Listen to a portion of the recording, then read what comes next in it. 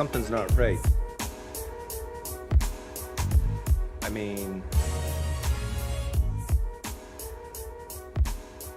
does this look, is it just me or does this look different from the old computer? I don't know. The video's different. The audio's probably different. Let me know what I should change. Myron bought a Intel i7. I think it's put together by Dell though, but it's a gaming computer. So it has a graphics card in there. What is it's one of the best ones. Anyhow, so I should be able to handle everything I need to handle. I don't even have it plugged into the Ethernet. It's just the Wi-Fi is so amazingly fast that I don't even bother to plug it in. Seems like the cord just slows things down. The air is faster, less friction. See, look, less friction. Oh, see, that's another problem. Here's if you're going to be a YouTuber, you got to have your hand over. So you got to have the inlay in front of the outlay. Welcome. Who was here first? Hopefully this is going to be accurate. Was Aberdeen Ardeberin here first? Let me see. Myron, was he here first? He was? Ardeberin, 1,000 Pine Points to you. And Danny, 3648, 500 Pine Points to you. And Jeff, is it Jeff? Or Geoff? JRC, yes, 250 Pine Points to you. Floyd, FP, you're so close to third. But I have you as fourth. You're not good enough. Let's see. It's brighter. Your contrast is quite severe. Yeah, it's HD, isn't it? If you're going to use Wi-Fi, make sure you're connected to the 5G band and not the 2.4G.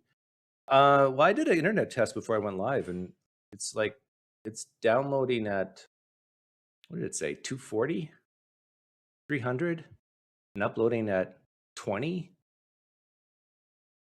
what? Megabits per second? Is it mega? Not giga, is it? Yeah, so yeah, is it too sharp? Is it bringing out my wrinkles? Is it like the bane of me? The HD has been the bane of actresses and actors. It's too clear. Hey Myron, next week I need a makeup artist. No, not a makeup artist. A makeup person to do my makeup before I go live. Because this is too clear. They're gonna see all my imperfections. Yeah, you know a good guy? Yeah, he does your makeup when you go out. Yeah. Well, you look pretty good today. For a scumbag. Oh, I'm just joking. You're not a scumbag. Satan is on vacation. He's at Disney World, and he just loves the heat there. Okay, so was I wrong about the problem of evil? Here's the thing. When you're a Christian or a Muslim or a theist or a Jew, I guess, I would say definitely those three religions and all the derivations in between. It is next to impossible for you to imagine that your God doesn't exist. I mean, you're coming in full force that, oh, it's just a no-brainer, of course. For all the other reasons we have, like the ontological argument, the Kalam cosmological argument, all these different arguments, my God is real, it exists, and therefore, if it creates, then he has a good reason, a morally sufficient reason. It's a good thing by definition, and that's that. Just shut up, fool, and move on. So I think that's how a lot of Christians and Muslims think about the problem of evil. They just can't imagine their God not existing. Therefore, we exist, and we just have to deal with however it's been created, and don't question God. He knows best, and that's all you have to do. That's fair, right? And I think for a guy like me to question that, to basically use the problem of evil as a internal critique that maybe your God doesn't exist because of it, because of the want, not want tension, you're just going to reject it. Well, some Christians and some Muslims don't reject it that quickly. They kind of get it, but I don't know if the problem of evil is a issue that really causes people to leave their religion. It wasn't for me. I don't know. Is there any ex-Muslim or any ex-Christian here, an ex because of the problem of evil? I'd be really interested to know that. But looking back as an ex-Christian, I can now see clearly this is indeed a problem. And for those of you who give these Sunday school answers like, it's not God's fault, it's Adam and Eve. No, you haven't even begun to think about this. Because the real issue is God. Why would he want to create something when he's self-sufficient, all-powerful, doesn't need anything? Why would he create if he has perfect knowledge of exactly what he's going to create is going to lead to something that he hates? He hates immorality. Allah hates immorality. Allah hates sin. Yahweh hates immorality. Yahweh hates sin. Chose to create something that he knew with 100% certainty would lead to the things he hates, and yet he did it anyhow. For morally sufficient reasons? I don't know. By the way, the link in the for the whereby is pinned, so you can call in. I'm a former ex-Christian. Do I count? Canadian Catholic. Yeah, you count. Jesus loves you. This I know. Yes, Bart Ehrman left because of the problem of evil. Same with the lead singer of Hawk Nelson. Oh yeah, you're right. Was the lead singer of Hawk Nelson, is that the guy I was talking on Twitter? I was talking to a lead singer for some group. John Steingard. Is that John Steingard? John Steingard, if you're listening, you're welcome to hop on. He sometimes shows up. I think he's trying to build his channel. Head office needs to crack down on Pine Points. There's a shady-looking character with an amazing chair out there counterfeiting. Yeah, you're talking about me? Oh, I got to move this a little bit.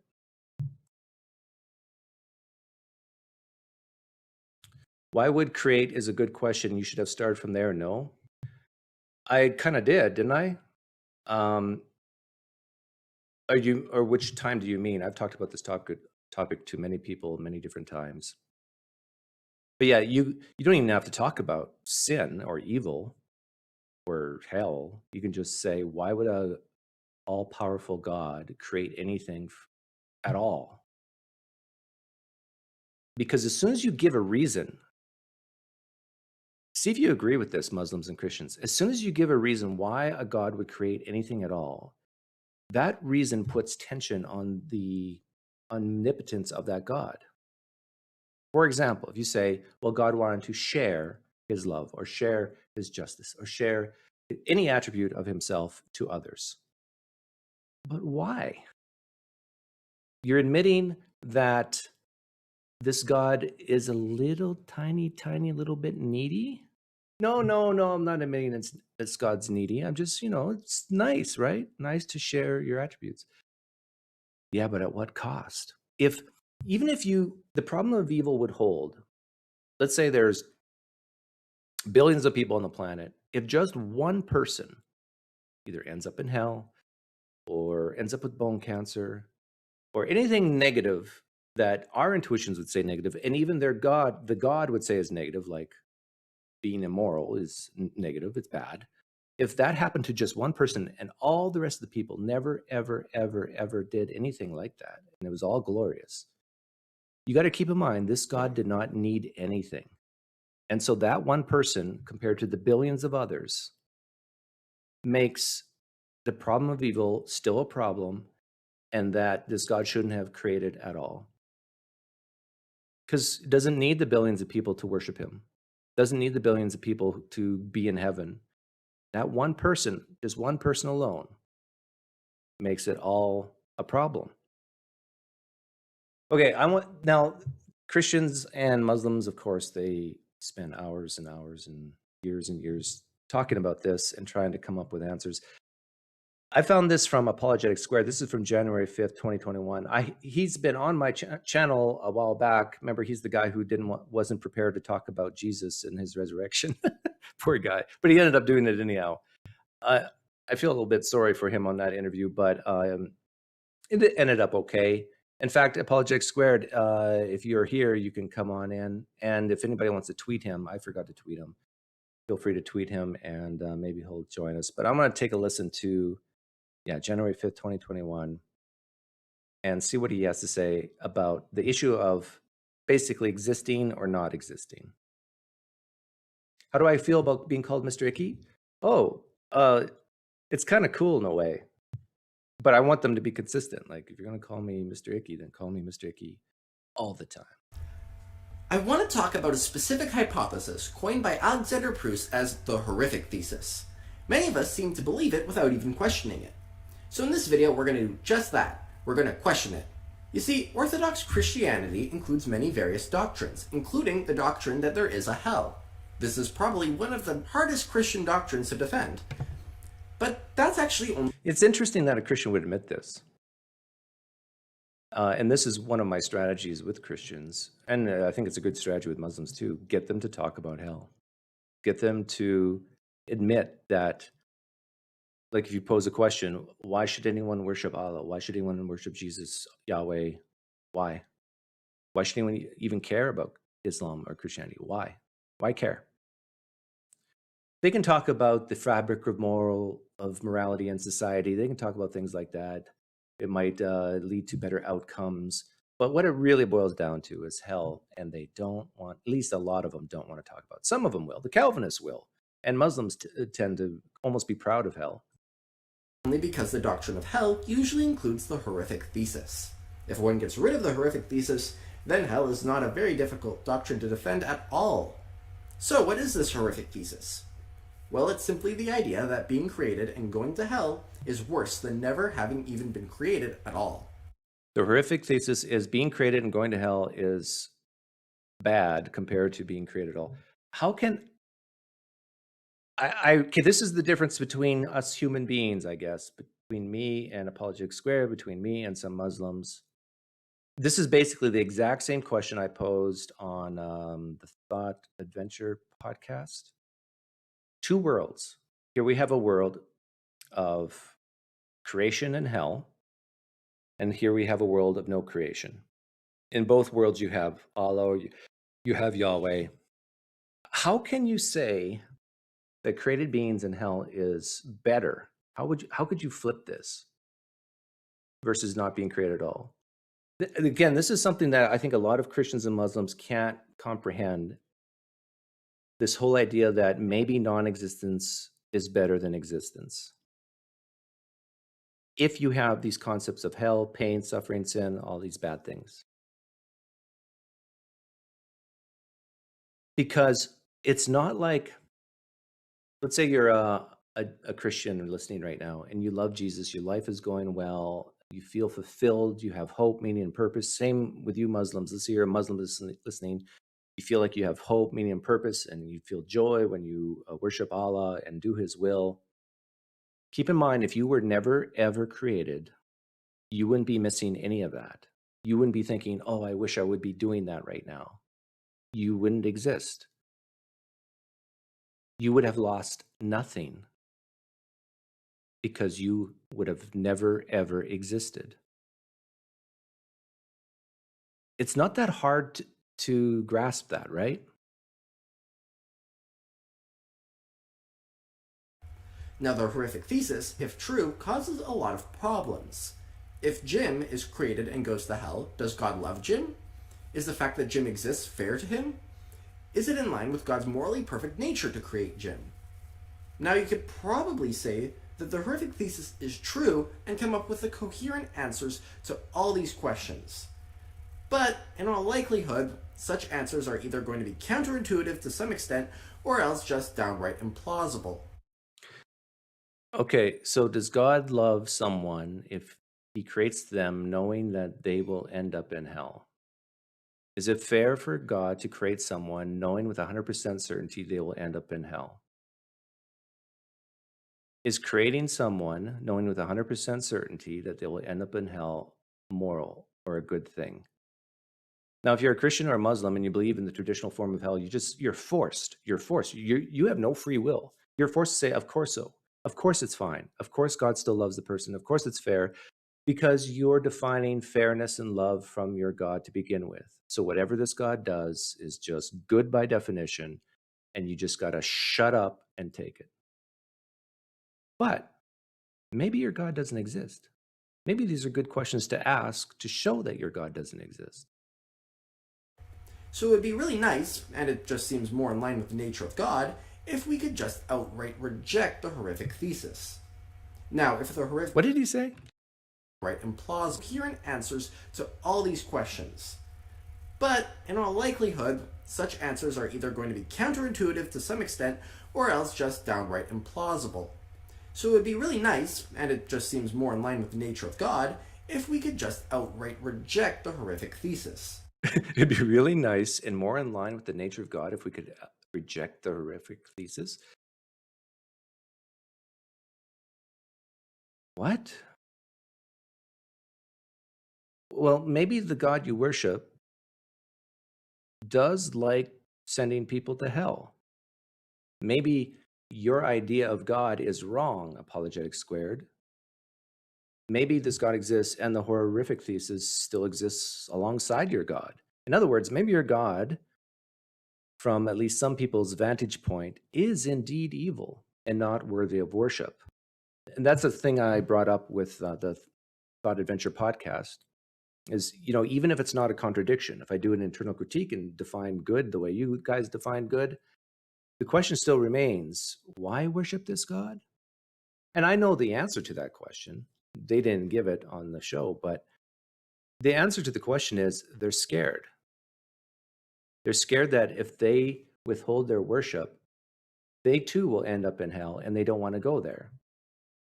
Which makes sense, right?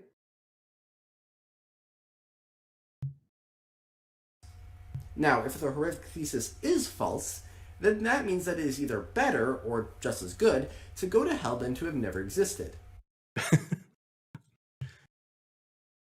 If the horrific thesis is false, it's better to be created, or for some people to be created, end up in hell, than never to exist. This is the question I asked, what was his name? Abdul, about his kids. And I said, okay, what if it were true that your children will end up in hell? That God, Allah, created your children, knowing with 100% certainty, and Allah's never wrong about what he foreknows, that they will end up in hell. Then I asked the question, would it have been better that your children were never created? Never been produced on planet Earth? Now, I forget what his answer was. I should have queued it up. But he admitted, I think, that he would not like it. But I think because he's a slave, which Muslims are proud to admit they're slaves to Allah, and same with Christians, you're slaves to Christ. Because you're slaves, you're forced to do whatever your master says, or you got to smile and say yes, no matter what your master says. Because if you don't, you too will suffer, even more than you suffer now. So you don't want your life to get worse, right? And you definitely don't want to go to hell. So you just basically have to say, people going to hell is better than people never existing. You're forced to say that if you truly believe this hell exists, because you're just scared that you will end up there as well if you even say it. And when I say better, I don't mean more pleasurable. These are not the same. For example, a child can go to the dentist and feel a lot of pain and really wish that they were somewhere else, even though being at the dentist's could be the best thing for them. Yeah, this is the difference between unnecessary evil, unnecessary suffering versus necessary suffering. But we're talking about hell here. Hell is according to the traditional view of hell that some Christians, if not most Christians, hold, and I think almost all Muslims hold, hell's not a place to make you better. Hell's not to help you. Hell is to punish you forever and ever and ever and ever. And I admit not all Muslims, not all Christians believe that, but I dare say, especially in the United States, it's still the majority view. Likewise, it could very well be the case that in hell, Everyone will wish that they didn't exist, even if it is better for them to exist. In what sense is it better for a person to be in hell versus not existing? In what sense could you even possibly imagine if hell is a horrific place of eternal conscious torment? Well, how can you say that that's good? In the only thing you can say as a Christian or as a Muslim, say, because that's the way God set things up. That's the way God allowed it. So just suck it up. Shut up, fool. Pardon me, sir, but do you realize just how counterintuitive this is? I find it completely absurd to reject the horrific thesis. By the way, people can call in anytime. I'll stop watching this. Well, I understand that people find this weird, but I myself certainly don't. In fact, when I was around 11 years old, I actually got into an argument with my mother about this. I told her I would prefer to find that when I died, I went to hell, than for there to be no God, and when I died, I just ceased to exist. So I personally find it quite intuitive to reject the horrific thesis. What? You'd rather go to hell than never to have existed? You know, in a way, I wish hell was real and then put Apologetics Squared in hell for like 30 seconds and then see if he would say the same thing. Because I've been told from both Muslims and Christians that hell's nothing to sneeze at. It's not like going to the dentist. Okay, let's see who we have here.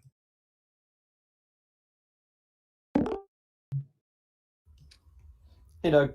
Hey, how do you say your name? Nidemos. Can I show your face? Yeah.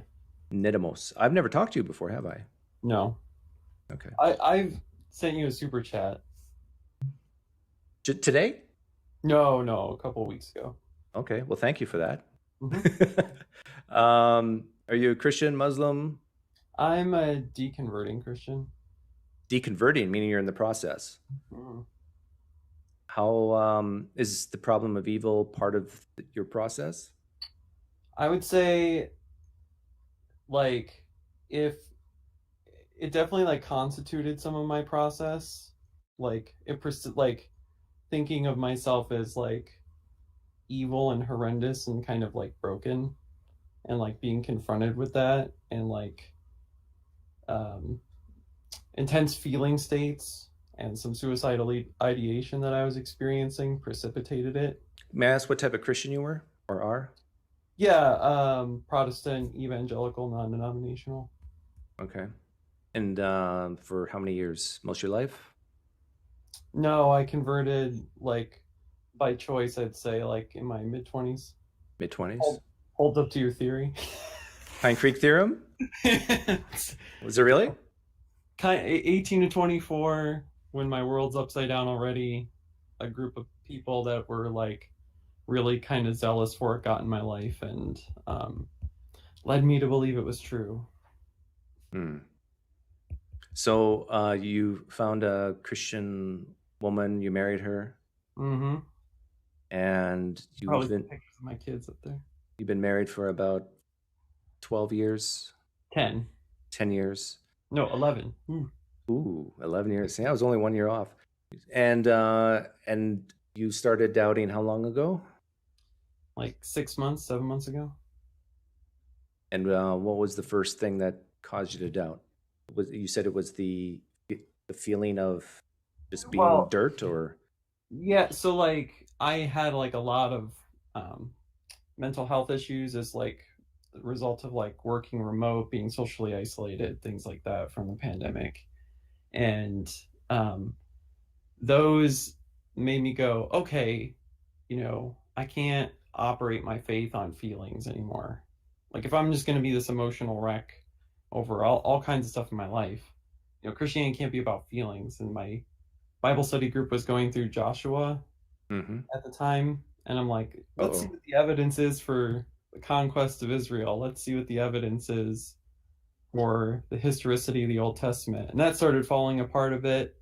I'm like, oh no, I better go really dig into Jesus. It's got to be better for Jesus. And I think what sets me apart from my friends who like ascribe to J. Warner Wallace, Gary Habermas, and William Lane Craig and all the rest, is that I went to channels like yours.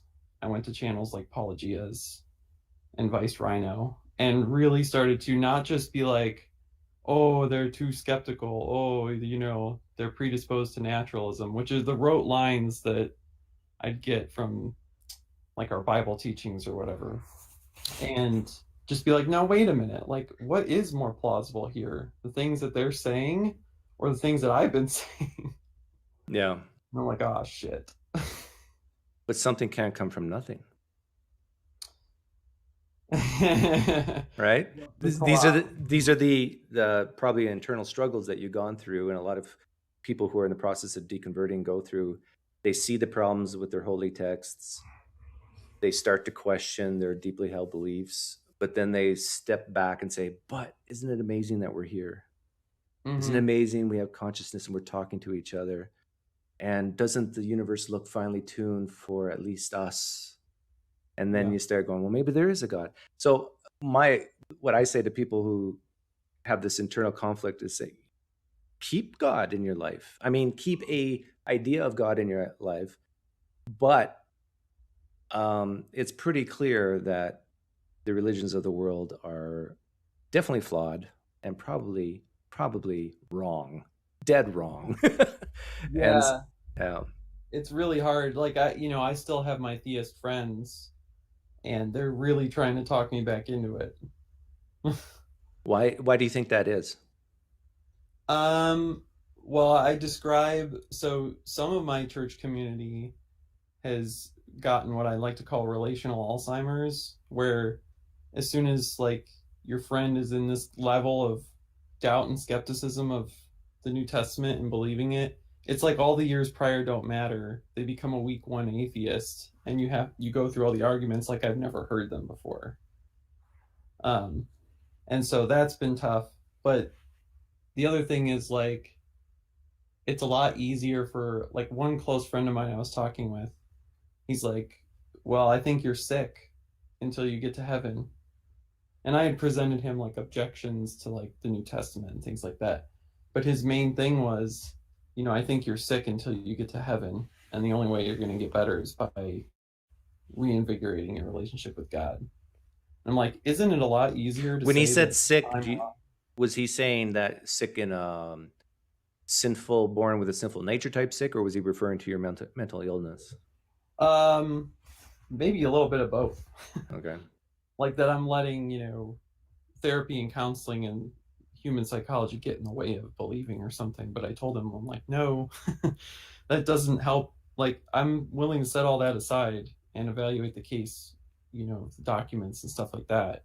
And that's what I want to talk about. But he was like, well, I think you're just going to be sick and broken the rest of your life till you get to heaven, unless you really come back to God or whatever. And I'm like, oh man.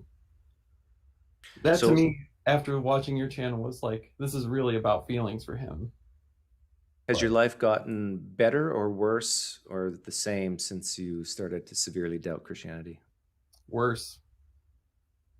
I mean, my wife is like, don't you dare ask me questions. Because when you ask me questions, it gets in my head. I don't like you. So. Is your wife scared? No, not really. I mean, of it not being true, sure, but of being, no.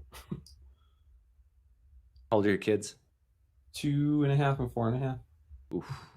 Yeah. Well, in a way that's good, because if you do leave Christianity, they're not going to remember you as a Christian. Right. My daughter doesn't want to pray either. Oh, really? Yeah, no, she's not at all, not one bit.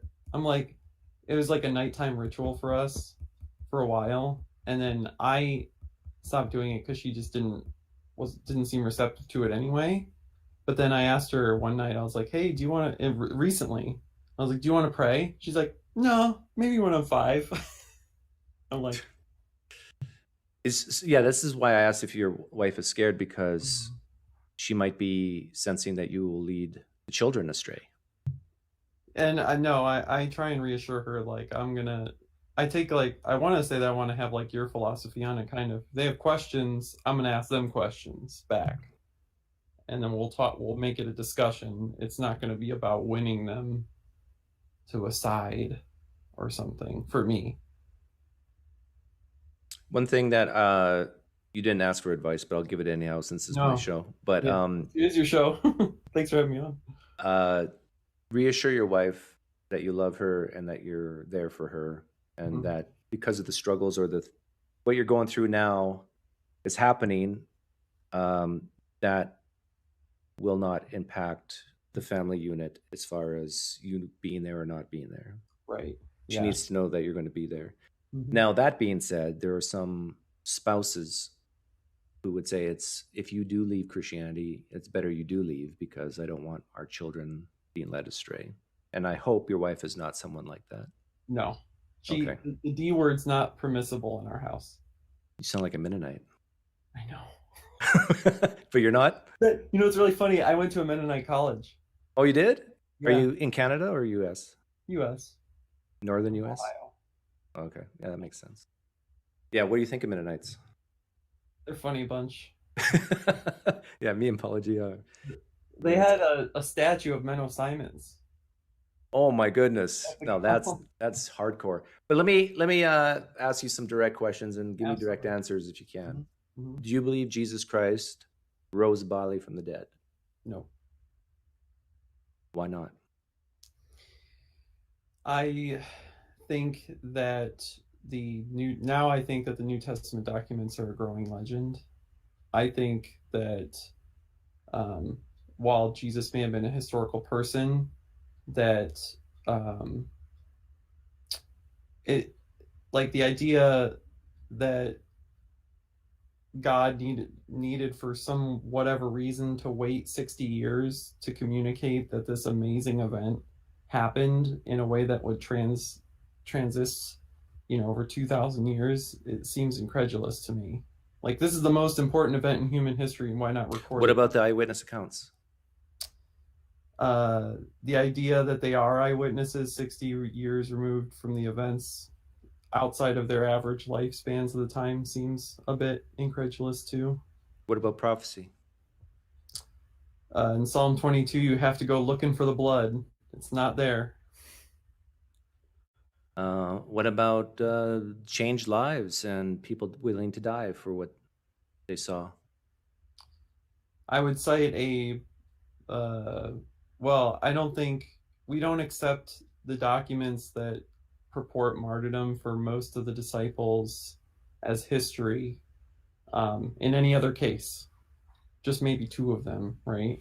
I think that one I'm shaky on. The martyrdom stuff is a shakier one for me to be able to be like, nope. But the changed lives thing, if you're going modern day, like, people's lives change for all sorts of reasons, not necessarily that God did.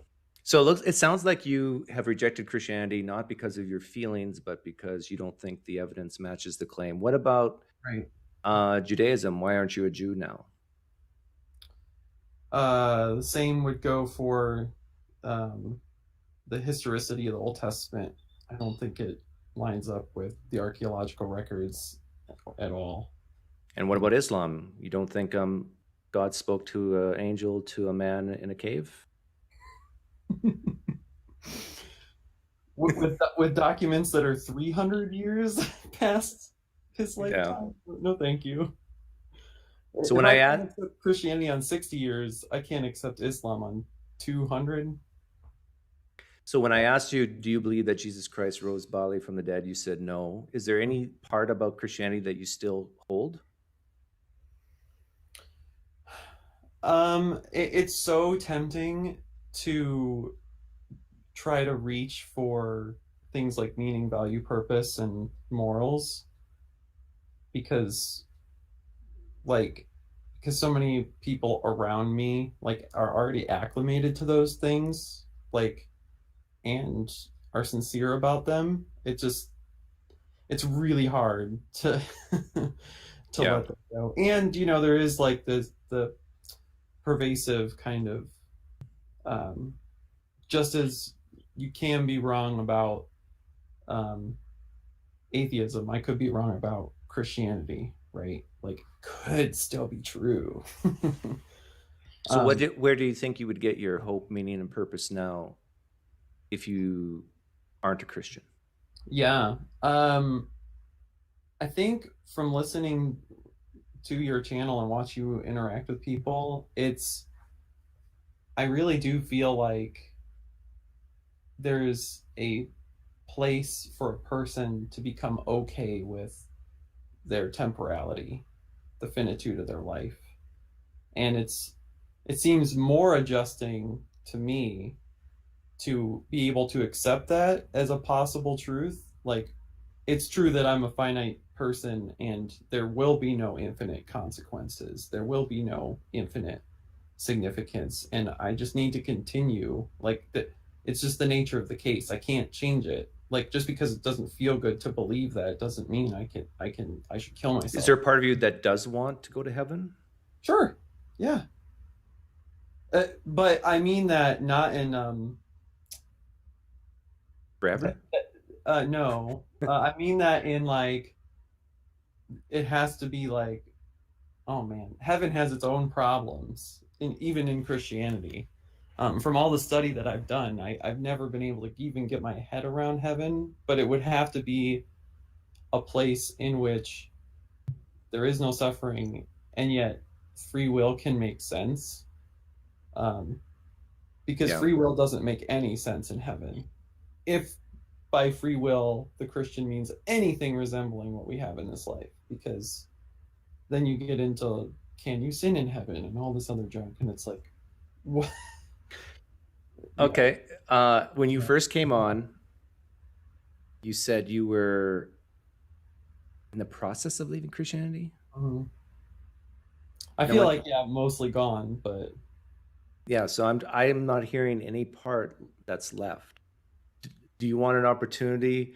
This is like a Pentecostal altar call where I'm giving you an opportunity to have a cathartic moment. Are you a Christian? Parts of me want to be, to make my life easier. So do you think you're a Christian right now? No. Are you scared of hell at all? Sometimes. Okay. If I'm being completely honest, yeah. Yeah. For me, it was... my friends talk about one. How many friends do you have that are not Christian? 3. 2 maybe. 2. Mm-hmm. So I was pretty insulated for a long time. And the friends you have that are Christian, how often, like, do they call you, talk to you often, or are they kind of starting to shy away from you? Most of them have shied away from me. There's like 1 or 2 that contact me on a bi-weekly-ish basis to see what I'm up to. What would one of your Christian friends say if you were to look them in the face and say, so-and-so, I'm no longer a Christian? What would they say to you? They'd probably try and argue me back with like some specific argument, just like you did. Like, what about this? What about that? For the men in my life, my wife and mother, that's a different story. They'd be like, oh, okay, I love you.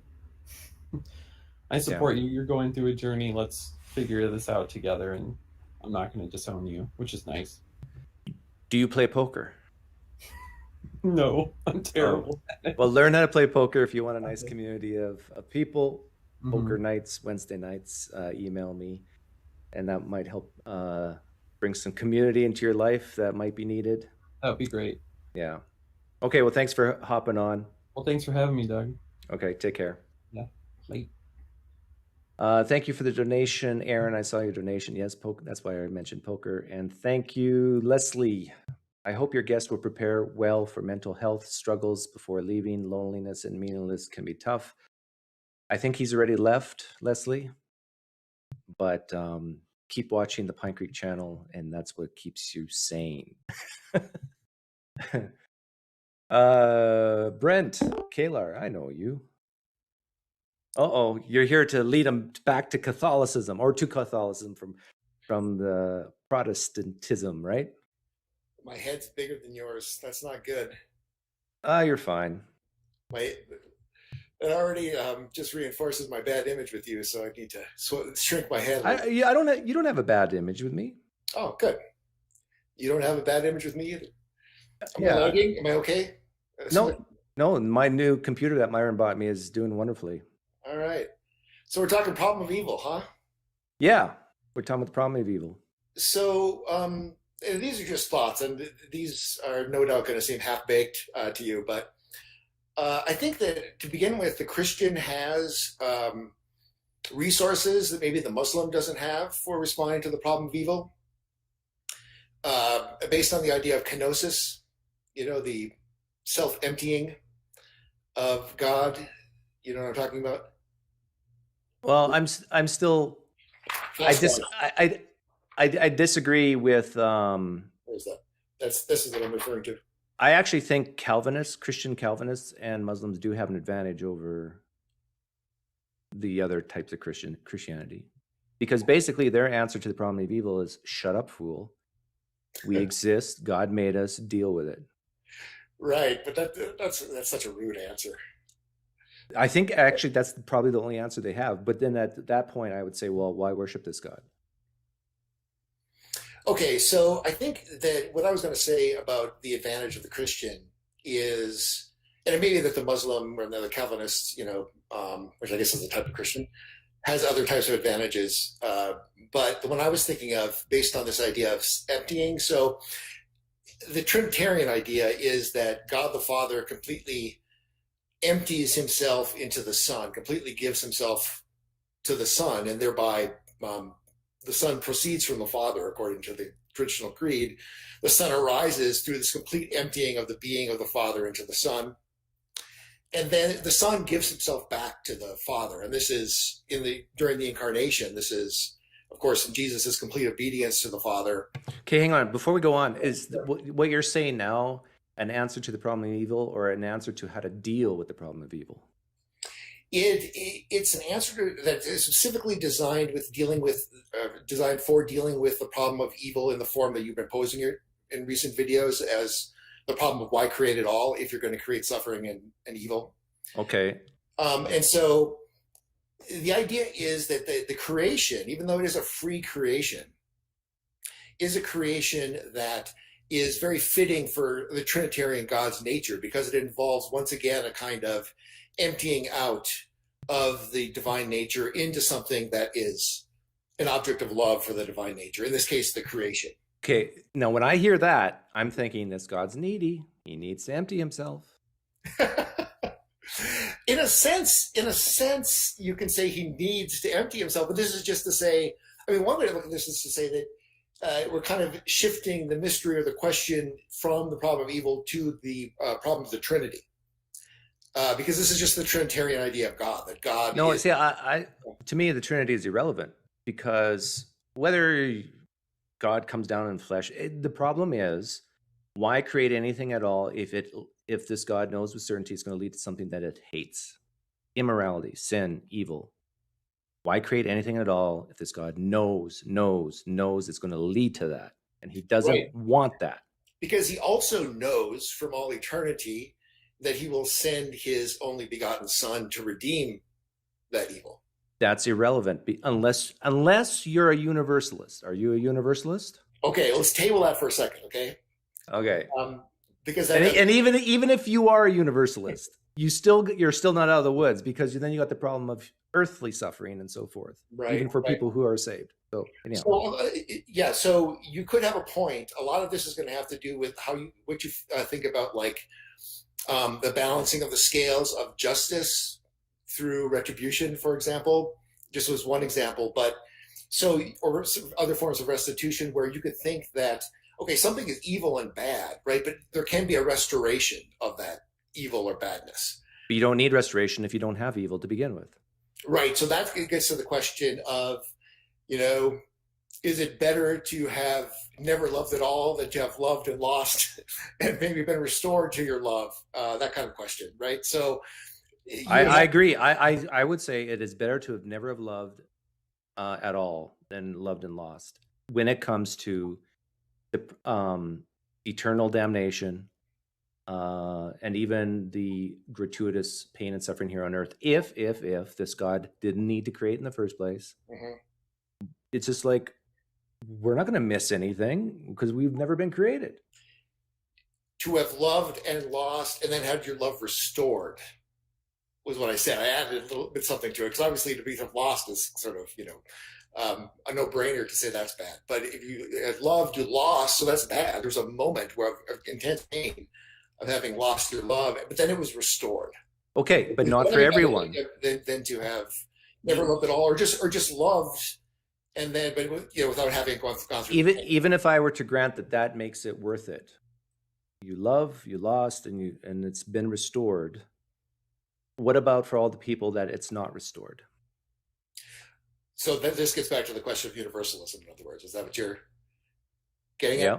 Yeah. So I think the other part of this, I think, is we have to think of God's ultimate plan as one of theosis.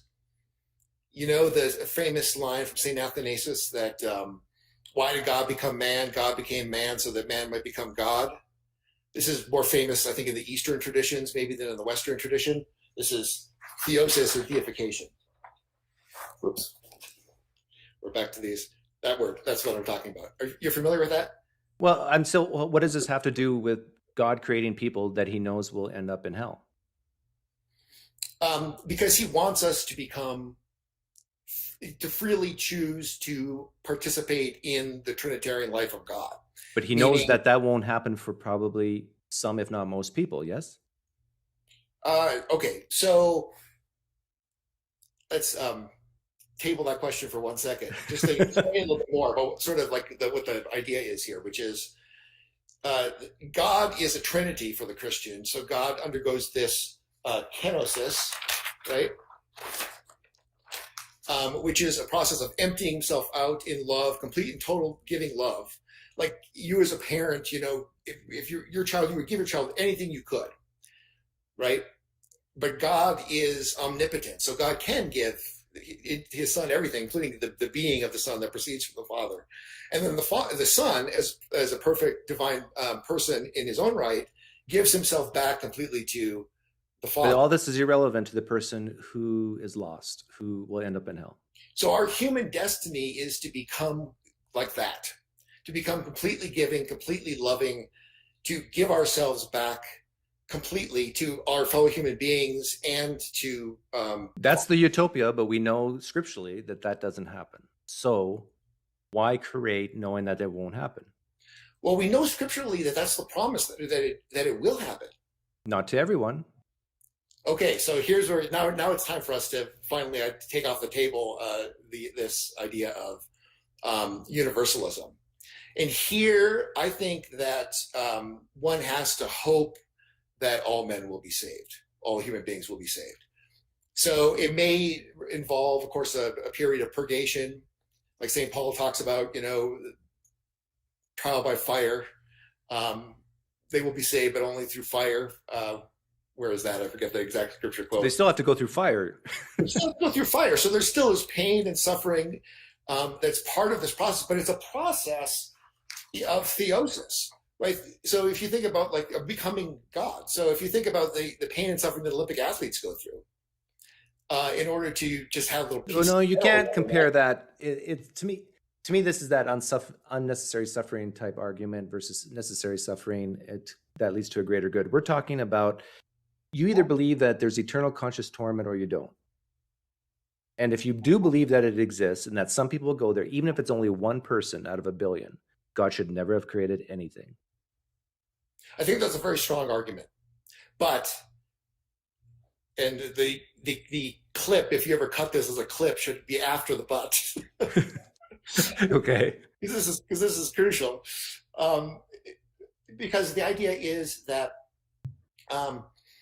it's conceivable that there are people who are going to endure eternal conscious torment because they're so set and fixed on not being part of this Trinitarian life, as I'm describing it, rejecting God, which we can't completely comprehend because of our limited perspective as sinful fallen creatures who are very early on the path towards theosis.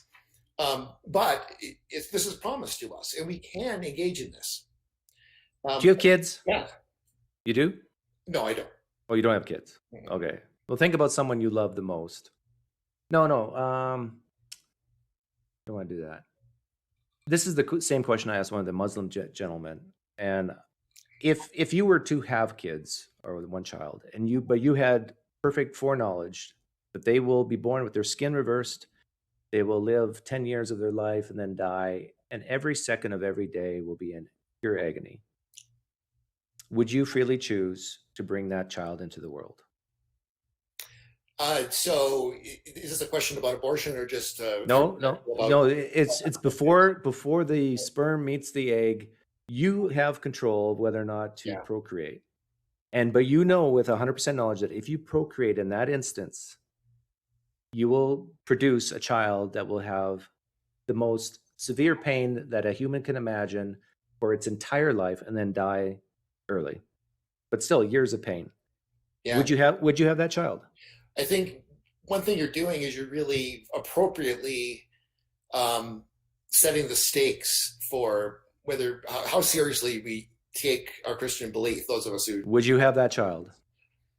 Because if we really believe that child has the potential to become deified in a heavenly afterlife, then it seems like it would be worth it. But it's a horrifying choice to have to make. It's like a Sophie's choice kind of situation. Okay, let's say. Okay, I understand what you're saying. I don't know what I would say. I understand you're saying that. Okay, when the child dies, it might go to heaven and be like God or whatever.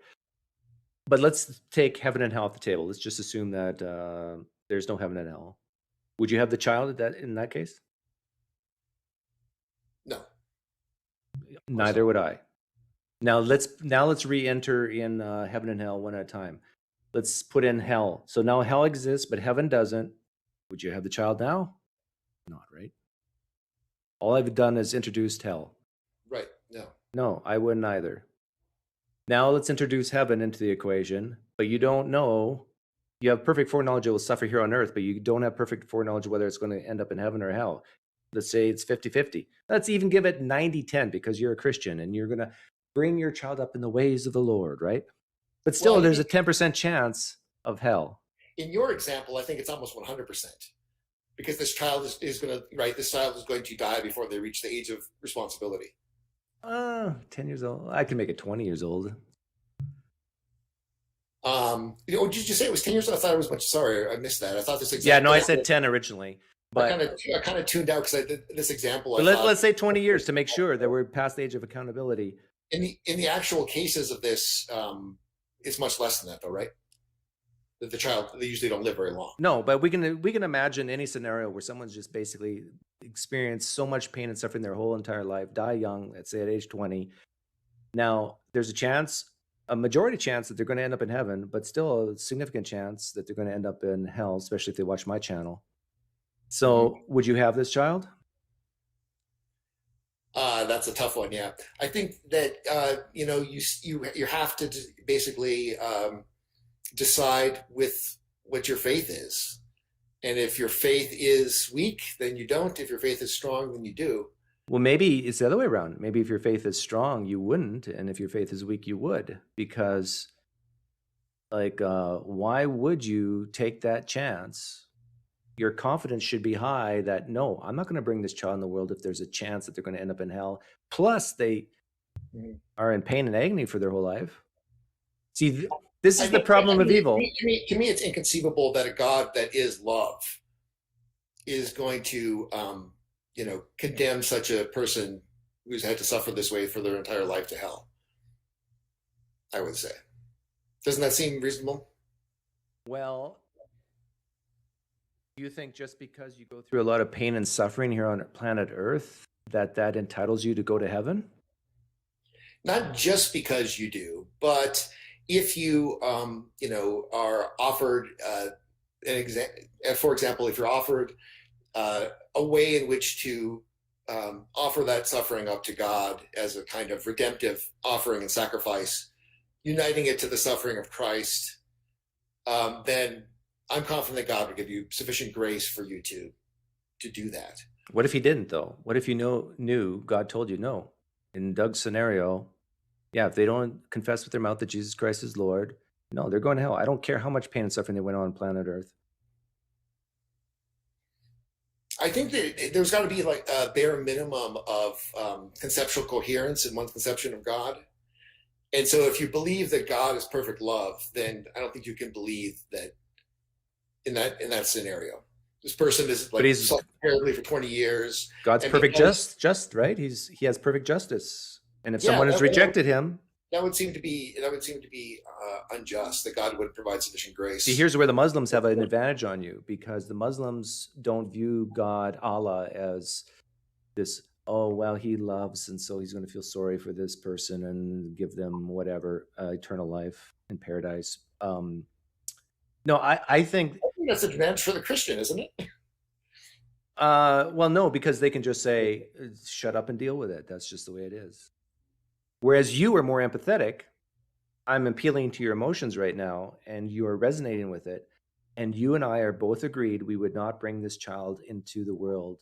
Yet, you believe that God created people, brought people into the world, knowing with 100% certainty that some, if not the majority, will end up in pain and suffering on planet Earth and after they die.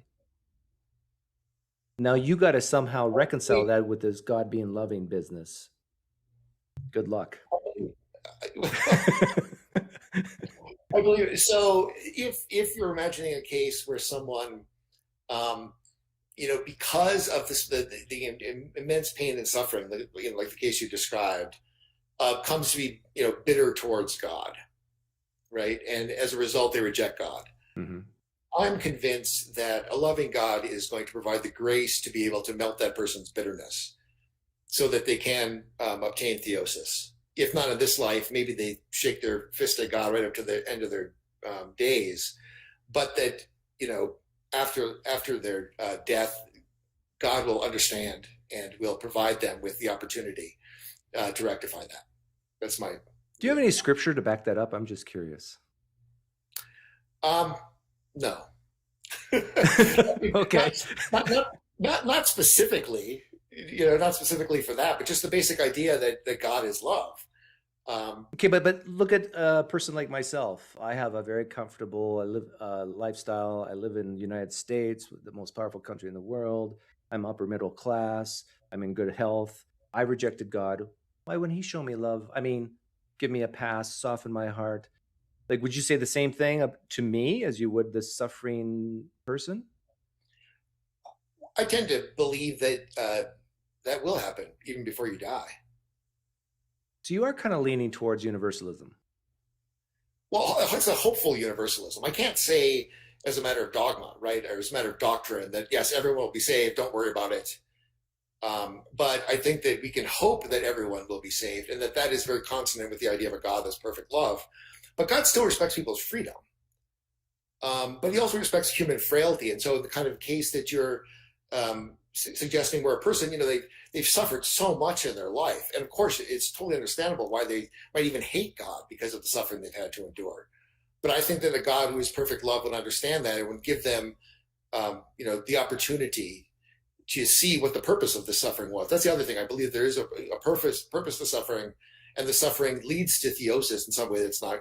But the purpose of suffering is to mature people so they can realize themselves that they need God and really choose to follow him and then end up in heaven, yes? It seems commonsensical to think that's part of it, but I would shrink back from saying that, yes, that's it. That's the answer, because I think there's probably more to it that we don't comprehend based on the current level of understanding we have as fallen human beings. I'm just curious, do you believe there's free will in heaven? I think there's free will in, okay. My view would be that the fundamental fact is we can't really comprehend what it's like to be deified, which is what is the state in heaven. And so our human conception of free will is based upon the choices that we seem to be, freely making here on Earth, right? Which all kinds of people think might be an illusion, materialists or Calvinists or whatever. But that's where our notion of freedom comes from, anyway, even if it is an illusion. And I think whatever the state of existence of the Trinitarian life in heaven in perfect union with God is, probably what we think of as freedom, it just doesn't apply there. It's like it's a super state that's just so far above what we think of as free will that it's not like that NBC sitcom The Good Place or whatever, where people are sitting around sipping lattes and you know what I'm referring to. Yeah. Well, why the charade? Why the game? Why of creating people, have them going through pain and suffering here on planet Earth, and then why not God just foresee all who's going to freely choose them, avoid all the crap on planet Earth, and just poof them into heaven, and forget about hell. I think it has something to do with kenosis again. It's like the emptying, the alienation of God's nature into creation, and then creation freely coming back. Yeah, but who cares about all that? If the goal is just to sanctify people or justify people so they end up in heaven, why not just skip all that stuff and go straight to heaven? Why isn't there just a simpler conception of God like the Muslims have? If that's true, I'm not a Muslim theologian, obviously, so I may be wrong about that. Well, I think this is the Christian revelation. This is God's revelation to humanity that God is a Trinitarian nature, and so does have this character of emptying itself, the Father emptying himself into the Son giving himself completely back to the Father, and the Holy Spirit being kind of the commerce between the two. And then the creation is a kind of additional free repetition of the same kind of motion, where the creation is the alienation of God and then coming back. And even hell is kind of an extreme of God forsakenness, like the theologian, Catholic theologian Hans von Balthasar talks about hell, like Jesus's descent into hell on Holy Saturday, is the extreme of God, of entering into God forsakenness in order to draw all creation back. I just want to let you know that whenever you start talking theology, to me, it's all irrelevant, because I'm just happy that I avoided a bloviation alert there. Well, this is a new. I had like 5 seconds, maybe. This is a new computer, so I don't even have that on right now. But I can tell your moral intuitions has this picture of God as being super loving, and I think this ought to cause you problems, because what I just asked, your God could have done. And you talked about this when I brought up the person who lived for 20 years and every day was in severe pain. You said, well, but God is going to pay them back in some way with an eternal reward in heaven, even though you admitted scripturally you can't. I would say he would show that person that in some way their suffering was part of that particular individual's theosis, their deification. But this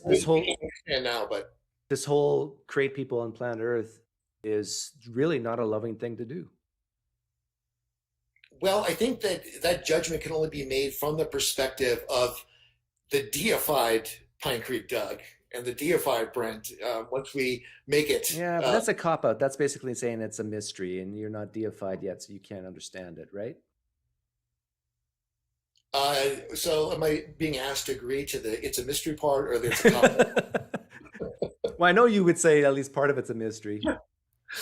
I agree, Doug. I'm not, for someone who wants, I got light on behind there. That's not good. Sorry. When I was getting ready to come on, I was trying to find a better spot where I would have less glare, but I obviously failed from the top of my head. And I was adjusting lights. I'll give you the last word. I want to get to some. Okay. Yeah. So, I agree that it can be a judgment call whether this is an acceptable mystery or unacceptable mystery. But that's the way I look at it. And I think at least it does point out that there's a difference between the Christian approach and the Muslim approach. And your theology of kenosis and theosis is going to affect how you deal with the problem of evil as a Christian. And that's why, some Catholics, some Eastern Christians, I think, deal with it differently than some Calvinists, for example. Anyway, that's my last word. Okay, take care. Thanks for coming on. Thank you so much, Chuck. It's always a pleasure, and I appreciate your listening Okay, see ya. and instructing me.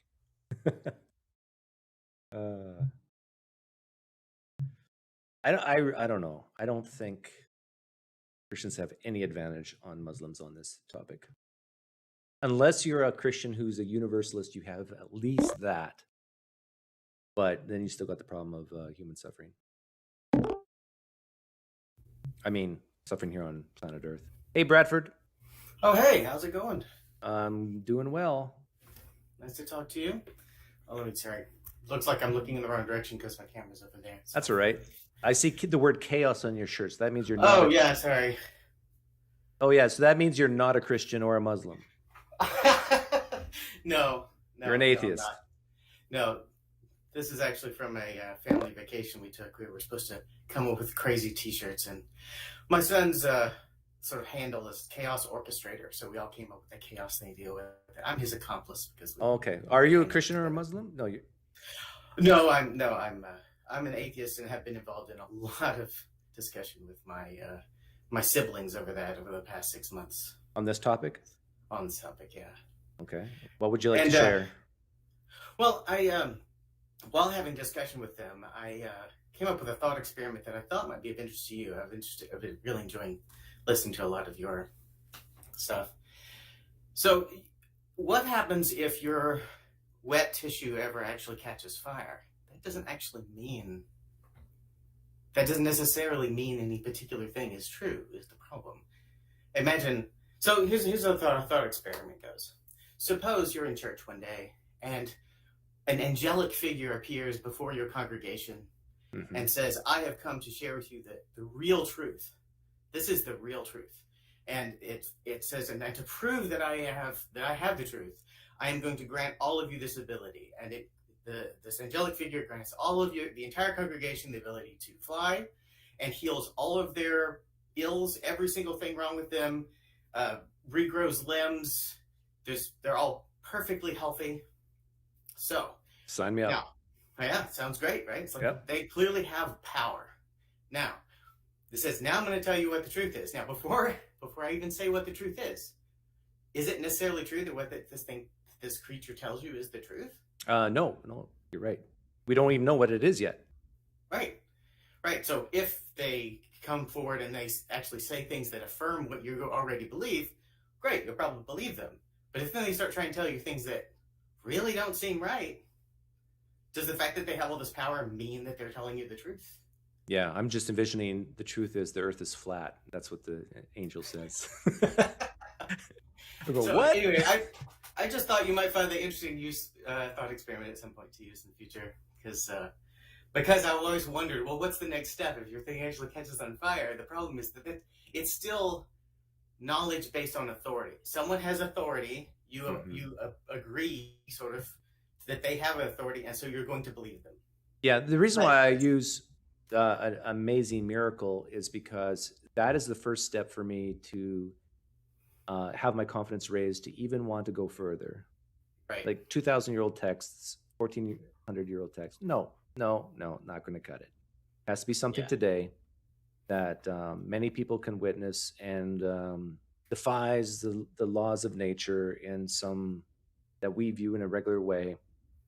And just, it can be very simple. Piece of lead floating on water.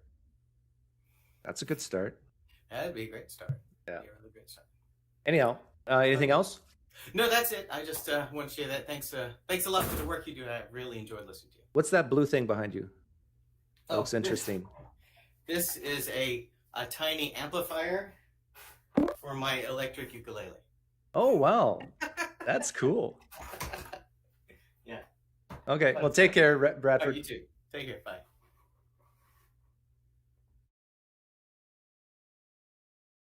Whoever just tried to call in, try again.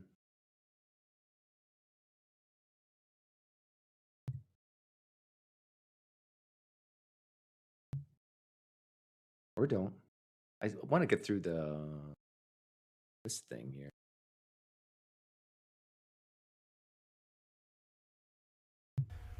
But because I understand that this isn't the case for everyone, I'm going to sketch a way that a person could rationally reject the horrific thesis. Let's start by going through... Okay, remember, the horrific thesis is that there is a God, but we have pain, suffering here on planet Earth, and also after you die. Possible ways that it could be rejected. First, we could deny that pain is bad. We've already addressed the fact that there is some asymmetry between what is good for us and... Yeah, so this is one way around it. Say, oh, pain isn't really that bad. We're talking about eternal conscious torment here. What we like. Now, by definition, we don't like pain. But what if pain itself isn't a bad thing? When we tally in everything that counts for and against the goodness... Yeah, this is silly. So we're not talking about going to the dentist and saving a cavity and you got to take the little shot into your gums. Not that. Pain is bad, but badness is just an absence of goodness. Ugh. The soul in hell, the badness of that is merely the deprivation of some good, such as the absence of alignment of one's desires with reality. But if there was no person at all, then this would be an even greater deprivation because there isn't anything which exists. How can it be a greater deprivation when it doesn't exist? How can nothing be worse than something that's really bad? Okay, someone was trying to call in. Try again. There we go. Joshua. Hey, Joshua. How do you say your last name? Duhamel? Dumel, yeah. How are you? Doing well, man. How yourself? You got a nice camera. I guess so. Thanks. Cool. What's up? Oh, not much, man. Just calling in to see how you're doing. Basically, throw in some ideas that I've had in the past when I've dealt with people. Okay. Well, what on this topic of evil? Yes, most definitely. So, what's your go-to line or what you say to people? First of all, are you a Christian? Let me turn off my tab too, man. By the way. Yeah. I'm assuming you're atheist or agnostic. Yeah. I've commented a few times on your stuff, man. Okay. Yeah. In the past, I think I talked to like some of these other guys that you've talked to like Red Grace Media and some of those Calvinists in the past. Yeah. Some of this stuff. So what I usually do though, when I've been like an atheist, I think I was pretty much on fire for Jesus evangelical for a long time, but basically went through the whole deconversion process before even YouTube was even around really big, So you were ahead of the curve. Yeah.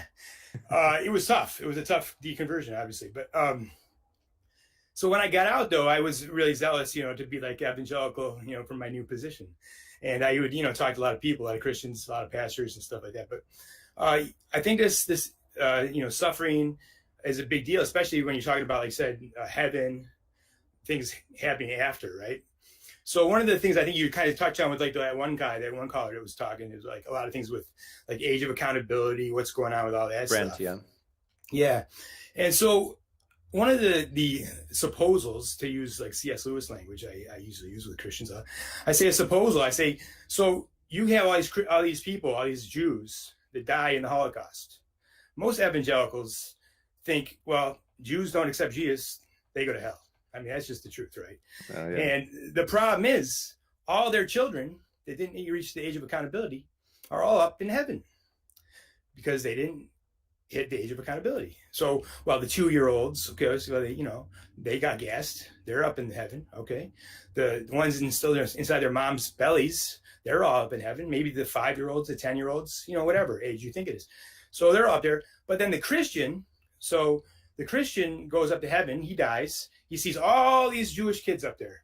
They didn't accept it. They have to accept Jesus. They're not robots. They're regular, living great life, up in heaven, right? Mm-hmm. So, that's great. So they're not, they can do everything everyone else can do. Now, this Christian has family members that were like 20 years old. They died, 21, 25. One committed suicide, said F you to Jesus, basically. Yeah. And, they're all in hell. So he says, well, wait a second here. All these Jewish kids are all up here hanging out. They're just acting normal like everybody else. But I have a whole bunch of relatives, my kids, my nephews, my whatever. They're all burning in hell. If you would have just let them die at age 10, I know I wouldn't have liked it at the time. And everybody always want your young people to die, but they would have been up here with me for all this time. That's a problem. That's a Yeah. big problem for Christians. That's a great thought experiment or a great story to tell. Yeah. Because if those Jewish kids would have grown up with Jewish parents, odds are they would have been Jewish in their philosophies and religion, and they would have rejected Jesus as the Messiah and as God. Exactly. And yeah. But Brent, who was on here earlier, would probably have said that, oh, because they suffered so much, even the parents would end up in heaven, those Jewish parents. Because Okay, so why not? Doesn't God allow everybody to suffer that much then? So then everybody can go to heaven. I mean, it's just not that. It's a problem no matter how you do it, right? Yeah. They can slice it any way they want, but the problem is, again, and the thing is, something I talked to some Calvinists. I say, okay, so you tell me that God, like you talk about the whole thing about why created all, right? That's a big one. I mean, so the whole thing is, well, he did it for his glory. That's what the Christian. Yeah. says. That's what Calvinists. Well, so I say, especially so say. what is the mechanism of this glory? How does he get glory? So you're telling me that if I have all the money in the world, I'm going to want more money. No, I don't want more money because there's no more money to be gotten. So God has all love. Yeah. He has all everything. How could he add to that? There can't be. He can't. Yeah. So it's a problem. And Muslims give a similar answer. I don't know if they use the word glory, but when they give that answer, why did God create? It was for his glory. And even though it has a lot of crap as a result, they're admitting that their God isn't all self-sufficient if he needs glory.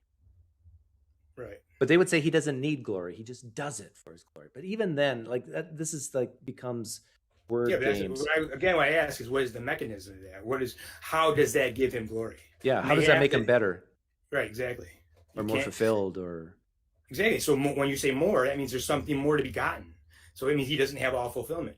So that's a problem right there, because he is supposed to be the Alpha and the Omega. We're talking Christians, but we can say the same thing for Islamic people. But the reality is there's nothing more to be gotten. And if there is something more, then there may be another God out there higher than him, which is a problem. In one of the people in my comment section, I gave this analogy. What is better, cheesecake or cheesecake with dirt on it?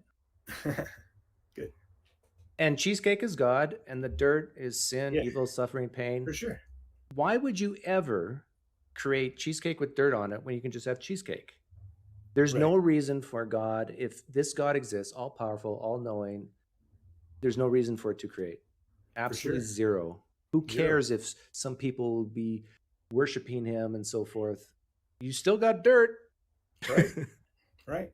And now, so that goes back to, like, say, nirvana, right? So the Buddhists believe that ultimately all this life and suffering, you go through the cycle of rebirth and everything else, and then you get to nirvana, which nirvana basically is where everything drops into the water and stillness and the lights go out, in a sense. Basically, there's perfect nothing. There's no problem. It's equilibrium. So that's what you have after. Well, why did it create? That maybe happened because there's no mind behind that just happened, right? But their God, the Christian God, says, well, no, he has a mind, he's got it, but he had equilibrium. Why did he disturb his equilibrium? It makes no sense. Yeah. Well, and the ways around this are open theism. No, I mean, open theism has its problems, but again, when I talked about earlier, when I just said to you, was the problem is if there's more, how do they know that more out there isn't actually some God higher to them out there further out in the multiverse? There might be a God who has that much knowledge that he's missing. But with the open theists, at least they have this. They can cancel out the foreknowledge business. They can say God created the universe and said, "What just happened? I didn't expect this. People did this. What? I'm shocked." You know, and that's basically the way they have to go. They have to make God more like me and you. Right. So that's what I'm saying. So you have to deal with them on different issues because obviously there's many problems for open theists as well. So and then they will say, well, it's in his nature to create. God had no choice but to create. That's another. That's another out. But then you're kind of saying, well, you're telling me God didn't have the free will not to create? He was a slave to his own nature? And then a lot of them would say, yeah, he is.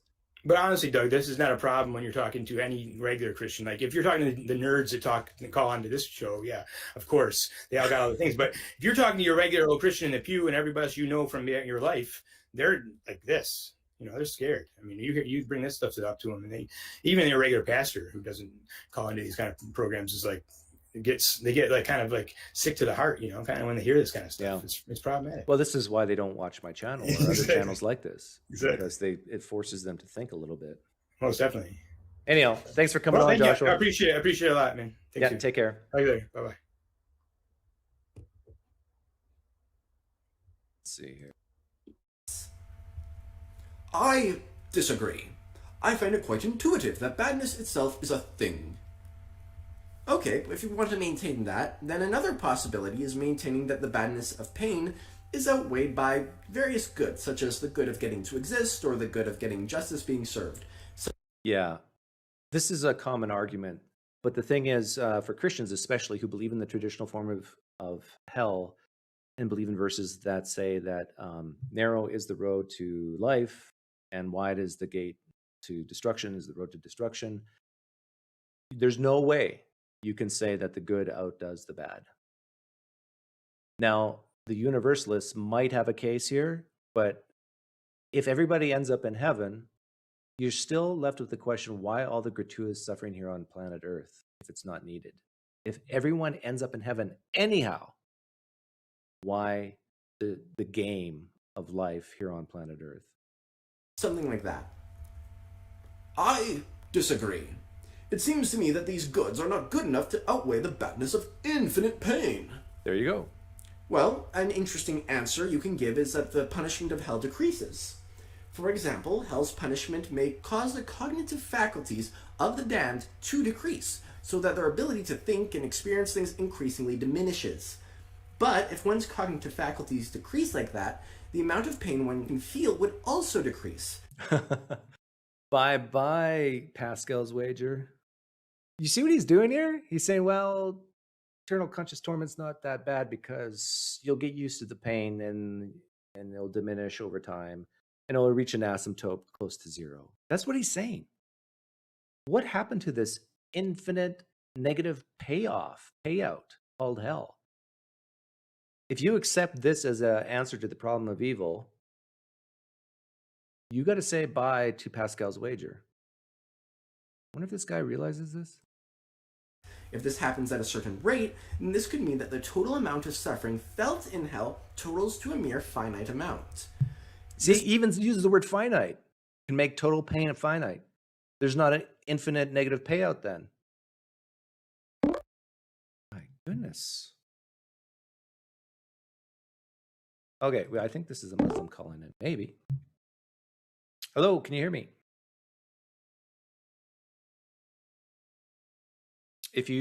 I can't hear you.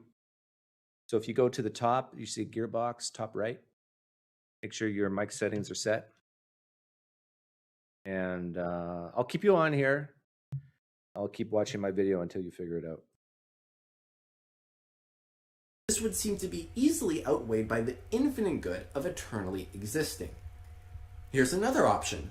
We can imagine somebody... Yeah, he's saying you still get an infinite amount of goodness, right? Did he say that? But not an infinite amount of badness. A mere finite amount. This would seem to be easily outweighed by the infinite good of eternally existing. Yeah, why couldn't you get your cognitive faculties get used to this infinite good and this feeling of or experience of infinite good decrease over time? So this infinite payoff in heaven is now finite because it's like, oh, I'm bored. I'm used to this. I don't like heaven anymore. Yeah, well, I've already worshipped for 1 billion years. I'm good. Here's another option. We can imagine somebody's brain being sped up or slowed down so that their subjective experience of reality is either sped up or slowed down. If God set it up that the subjective experience of reality of someone in hell slowed down to half the speed of the previous day for each and every day, then a person in hell would actually subjectively experience a total of 2 days in hell, despite living forever. Why wouldn't this apply to heaven? Now, I will admit that this is an incredibly weird position, but it seems possible. Yeah, I need that clip of Inspiring Philosophy saying, we Christians, we don't talk about what's possible. We talk about what's probable or plausible. I disagree. I thought that according to Christian theology, we needed infinite punishment in hell because we sinned against an infinite God. That is a very common position, but there are actually a wide range of views on hell. In fact, there are very different views on hell, such as annihilationism, which maintains that hell is a place where people cease to exist. This makes the horrific thesis automatically false, because going to hell is the same as not existing. Yeah, but this doesn't help you, because why create that person anyhow, even if they have to go through a little bit of pain? Can you hear me now? I think I can hear you. Yeah, can you hear me? Yes. All right. So I'm an ex-Muslim, Ex-Muslim. Okay. and I was watching your video about. I remember that video I had with Thought. Is it Thought podcast? About Adventure podcast. Yep. Yeah, and they were talking about the problem of evil. Yep. And I remember watching another video of basically of Hamza's Zotis, where he's basically saying that in the Quran is a chapter that answers this problem of evil, and it's called the chapter of the cave. And it basically, they say that it answered the problem of evil by basically, remember how the Muslim apologetics, they say that the problem of evil happens because God has some ultimate wisdom, and we have limited intelligence, and therefore we cannot judge God on what he does, or what he allows to happen, or not allowed to happen. Yeah, well, this is the shut up fool apologetic. Yeah. Yeah. And then they point to this chapter, which shows how God's ultimate wisdom basically explains explains basically how some seemingly evil things or why seemingly evil things happen. So there's do you want me to tell you about these stories that they use? Or Well, I guess if their answer is basically similar to the Christian answer, God is the potter, you are the clay. Where were you when the universe was created? How dare you say anything or question God? Why? If that's their answer, which I'm hearing you're saying, right? I think at that point, there's nothing you can say other than like what I did to that Christian caller, Brent, when I talked about what would you do? In an earthly case, would you bring someone in the world when you know that it would have all this pain and suffering? And any type of good that you can imagine, you would say no.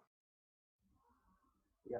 And I don't understand why Muslims don't get this, other than what I said earlier, that they're so convinced that this God is real and that it's impossible not to have the universe without this God. They just have to go with it. yeah, and it's very interesting when I was talking about this chapter. Your mic, is a little muffled. You were clearer before. There you Can you go. hear me? Yeah, that's better. Yeah, so I was talking about this chapter right now. This is what I mentioned to you because it's a very interesting stories that basically they use to show how God is most wise and how we humans are not are intellectually limited. So it's basically Moses, right? Moses. Yep.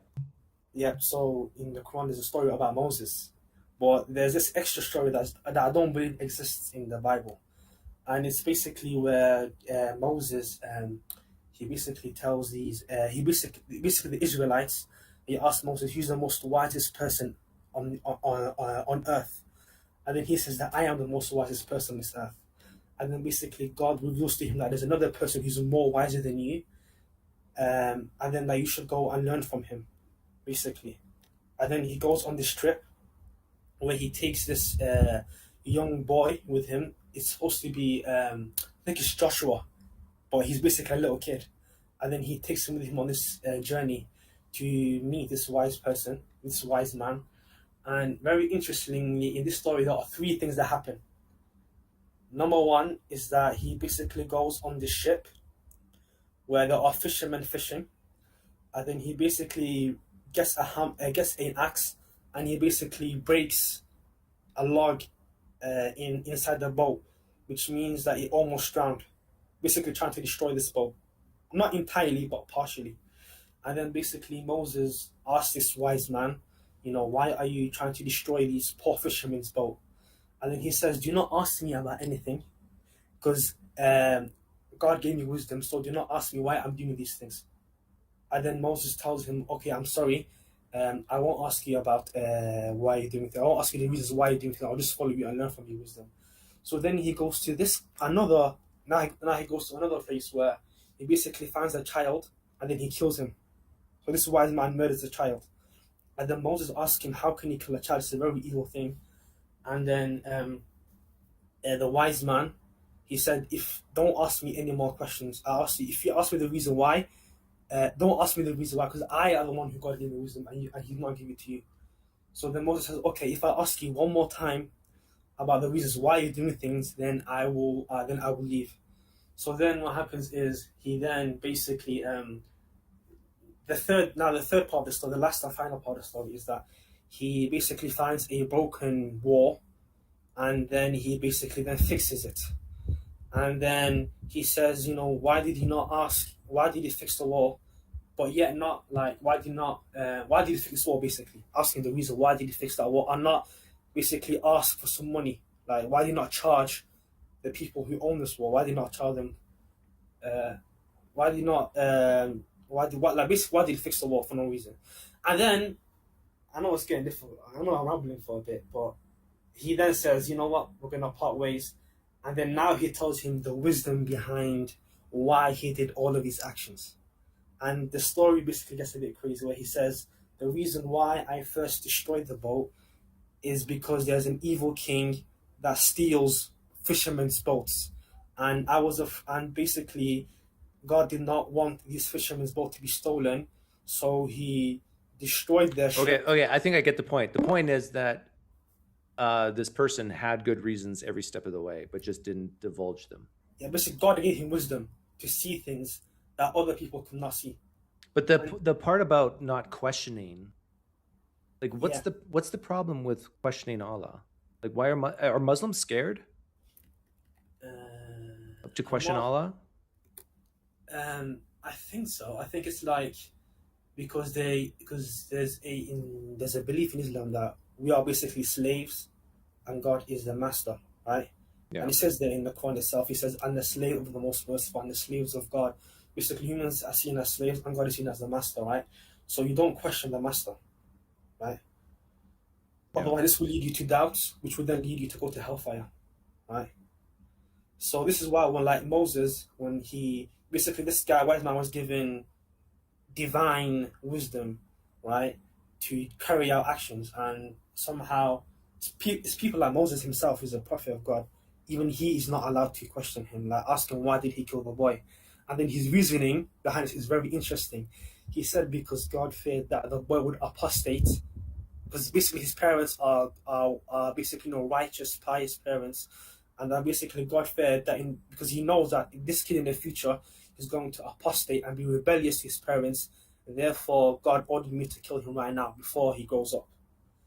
Why it's very weird, because this story has a lot of problems. Like, why would God? Because then God killed him based on a future action they're not going to do.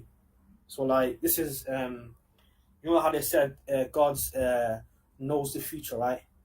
And we are only the problem of will and determinism, free will and determinism, right? Which is that this kid, he got killed because God knew that in the future he was going to apostate and be rebellious to his righteous parents. So God killed him right now before he was able to grow up to apostate. And I remember I had a lot of problems understanding it, because how could God punish someone on something that they did not do? You get it? Or is this the type of thing that caused you to leave Islam? One of the things, not exactly, but it was one of the things that I thought. What would you say was the biggest reason why you left Islam? Sorry, I apologize. One of the things. And what are you now? Do you call yourself a agnostic, a atheist, a Christian, a Jew? No, I'm currently an agnostic. Agnostic. All right. Like what? How old were you when you left Islam? 18. I'm currently still 18. Okay. Are you in a Muslim country or in a Christian country? No, I live in Europe. You're in Europe. Okay. Yeah. Do you have a lot of Christian friends? No, here in Europe, there's people are not even religious. So there's people like they say they're Christian, but they don't even know the basic stories in the Bible. Because, yeah, I get that. But what I'm learning about, at least on YouTube, and I don't want to make it too much of a general statement, but I just view Muslims as way more insecure than Christians.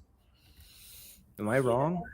I mean, I was very into these Muslim apologists like Muhammad Hijab, Hamza Zotsis, and even these guys. I used to watch them a lot, but for some reason, even they were able to convince me enough to stay in the religion. And I find it very interesting because even though they gave a lot of these, how could I say, a lot of these intellectual gymnastics, to try to explain, the Quran, it still did not convince me enough. Yeah. Okay. Well, I got another caller waiting, so thanks for hopping on and telling us some Muslim stories. Take care. Bye. Take care. Ben. I saw you there, Ben. You can call back in. Thank you for the donation. The Nun. I am ex-Muslim too. I'm interested to know the caller's thoughts on, he just left. Eid al-Adha. To me, it's paganism 101. Yeah, I don't know what that is.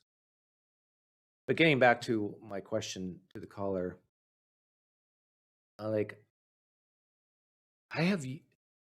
Muslims I have encountered are so, what's the word? Fragile, I guess? Hi, Ben. Oh, hello. Is my mic coming through okay? Yes, I can hear you. Great. Who are you? I actually talked to you, I think it was a couple of months ago, asking for help about prophecy, or talking about prophecy with my dad. It's okay if you don't remember. But I didn't see your face, did I? No, I didn't have my camera on at the time. So you're the caller with your dad was in the background? No. My dad was a pastor. Okay. And it was talking about discussing prophecy. Okay. Yeah, that was a while ago, though. Okay. And, so what happened?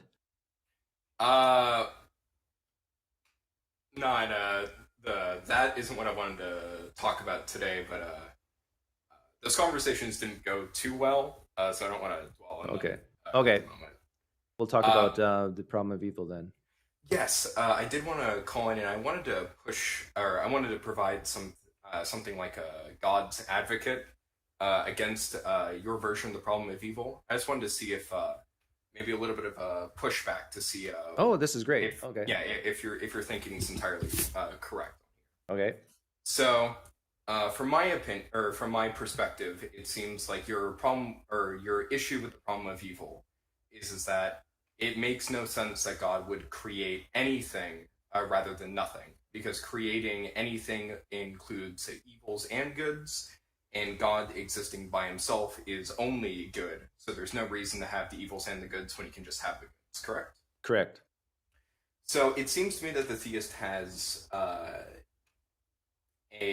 leg to stand on here, because they could say that in the case that heaven does exist and that people that God creates do go to heaven, that God is in effect creating an infinite amount of good by creating anything at all. So that infinite good, if it obtains, is morally sufficient reason for God to create anything rather than nothing. Bollocks. Why? Well, okay, first of all, do we still have hell? Yes, we could still have hell in this scenario. Okay. And we still have pain and suffering here on planet Earth? Yes. Why not God just create people and put them in hell? Heaven. Because this actually comes to a question about God's mental knowledge. Does God have knowledge about what people would do if he created the universe versus what they wouldn't do if he did create the universe? So does God have the foreknowledge, or does God have the ability to know what free creatures would choose to do if he had created a universe before he had created that universe? Okay, so you're saying God didn't know what would happen. I think the theist could easily say that God cannot know, because at the beginning of the universe, God has the ability to set the initial conditions of the universe, but anything that's created beyond that initial condition is indeterminate. Again, I say bollocks. Because well, this is one of the outs I give to theists of the problem of evil, and basically you got to make God more like me. You got to make him be able to be a good predictor, and know the probability distribution of all the different scenarios. However, even open theists would say that God is so good at predicting. He knows he can run the solvers of all the possible trees and branches that he will know with 99% certainty or confidence what's going to be the outcome. Does God know what I'm going to do in the next 10 seconds? No, but he can predict and be right 99.9% of the time. So what I'm he's still culpable. What I'm proposing isn't open theism, because I believe that the position that open theists would take is something like God has the same ability of seeing the future that we do, which is that he can't actually see the future, but he can predict. And because God's omniscient, his predictive power is much greater than ours. What I would be saying is that the initial condition of the universe is indeterminate, such that there is no way that you can accurately predict what will happen if you create a universe.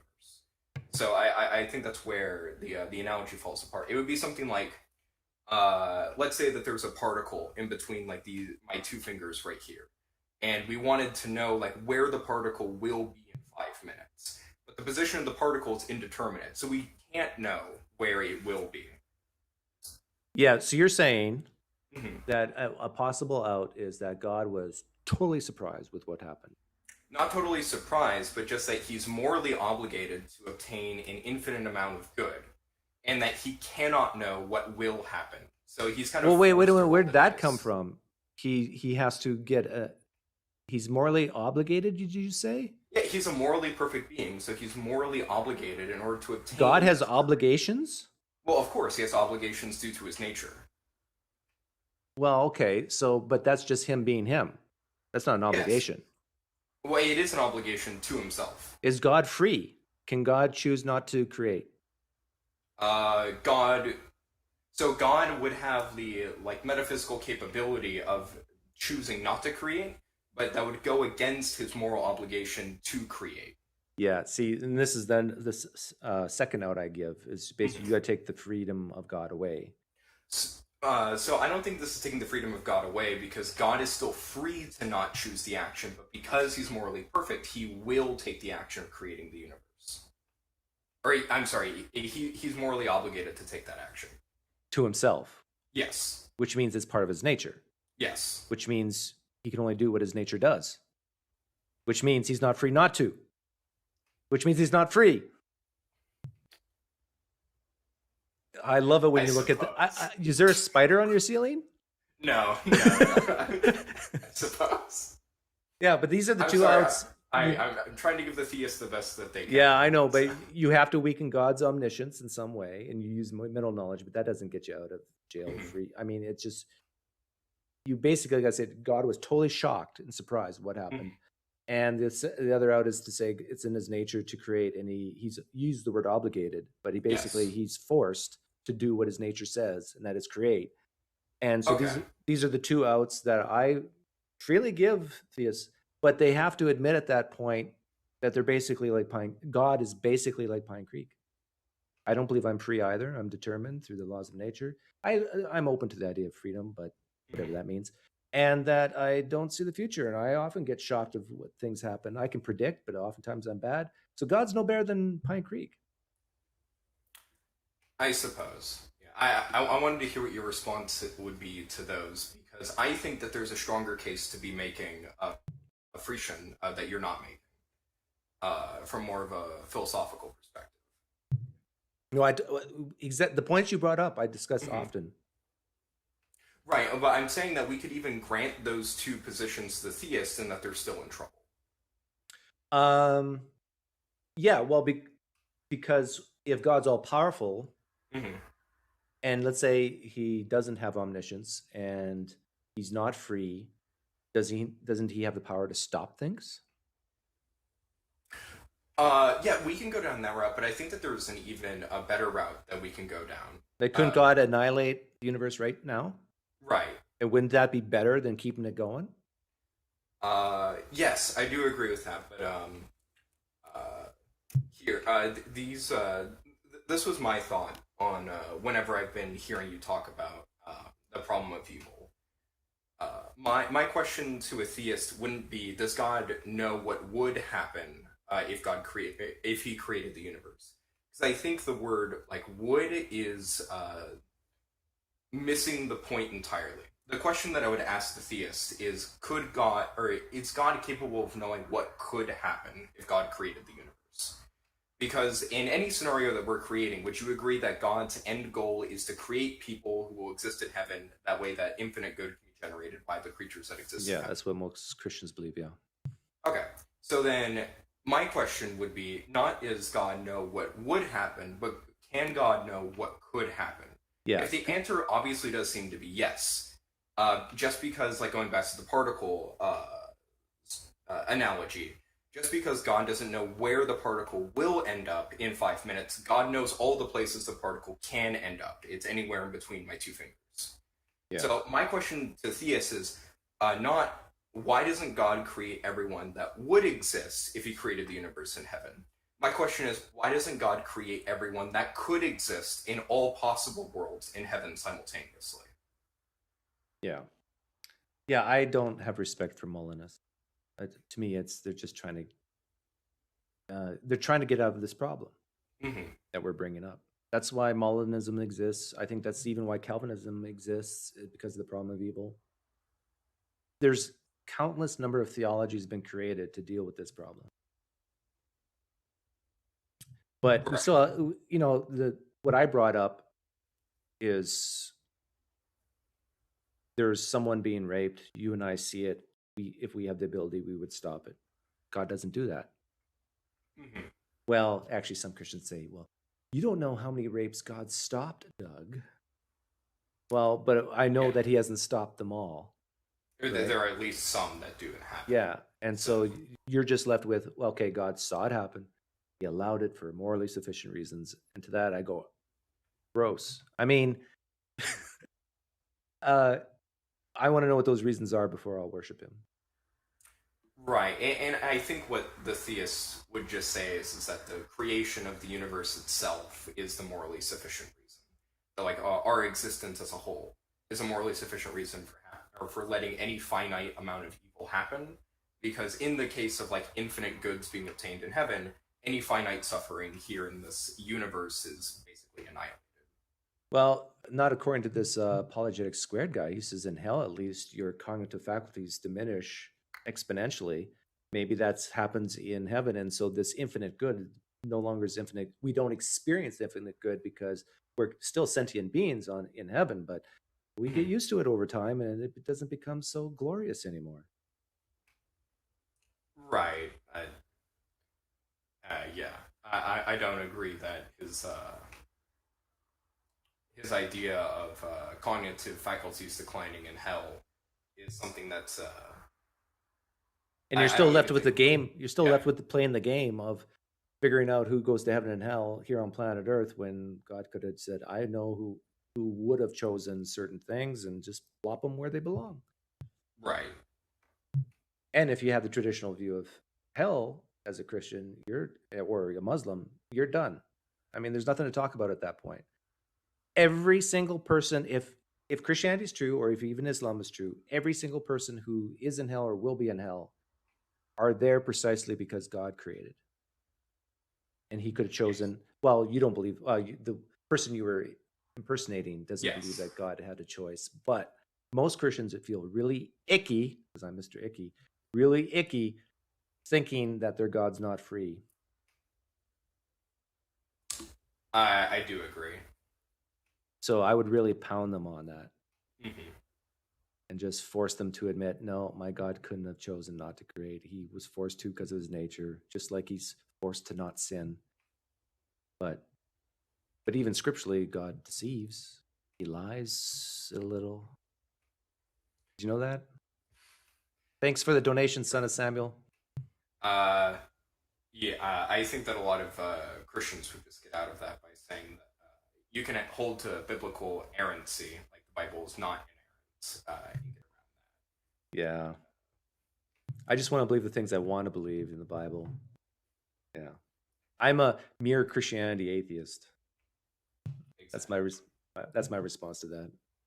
I don't think a man rose from the dead 2,000 years. Anyhow, thanks for coming on, Ben. No problem. Thanks for trying to help the Christians and the Muslims.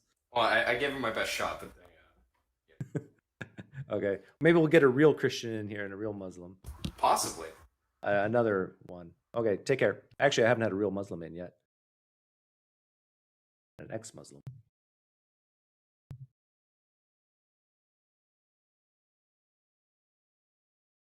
This is almost done. I'm going to finish it. There's also a view called universalism, which, typically formulated, maintains that everyone in hell will eventually repent and go to heaven. To be clear, I disagree with these positions. I don't think these other views are the most biblically faithful, but these views, if true, would allow us to maintain that the horrific thesis is false. He admits it's hard to defend universalism, but if it were true, it solves the problem. Okay. Now, everything I just presented amounts to mere possibilities. I myself am not super convinced by any particular example I gave. He's defending the idea that existence is better than non-existence. Gave some reasons, but he's not convinced of any of these reasons. But that's not a problem. I could say that the horrific thesis is false, even if I don't know how it's false. Okay, but why do you say that it's false? In fact, I don't think we can even imagine the way the horrific thesis is really false. This seems plausible since we're comparing two things that are already nearly impossible to imagine. So me saying the horrific thesis is false, but I'm not sure how exactly that works, is completely fine.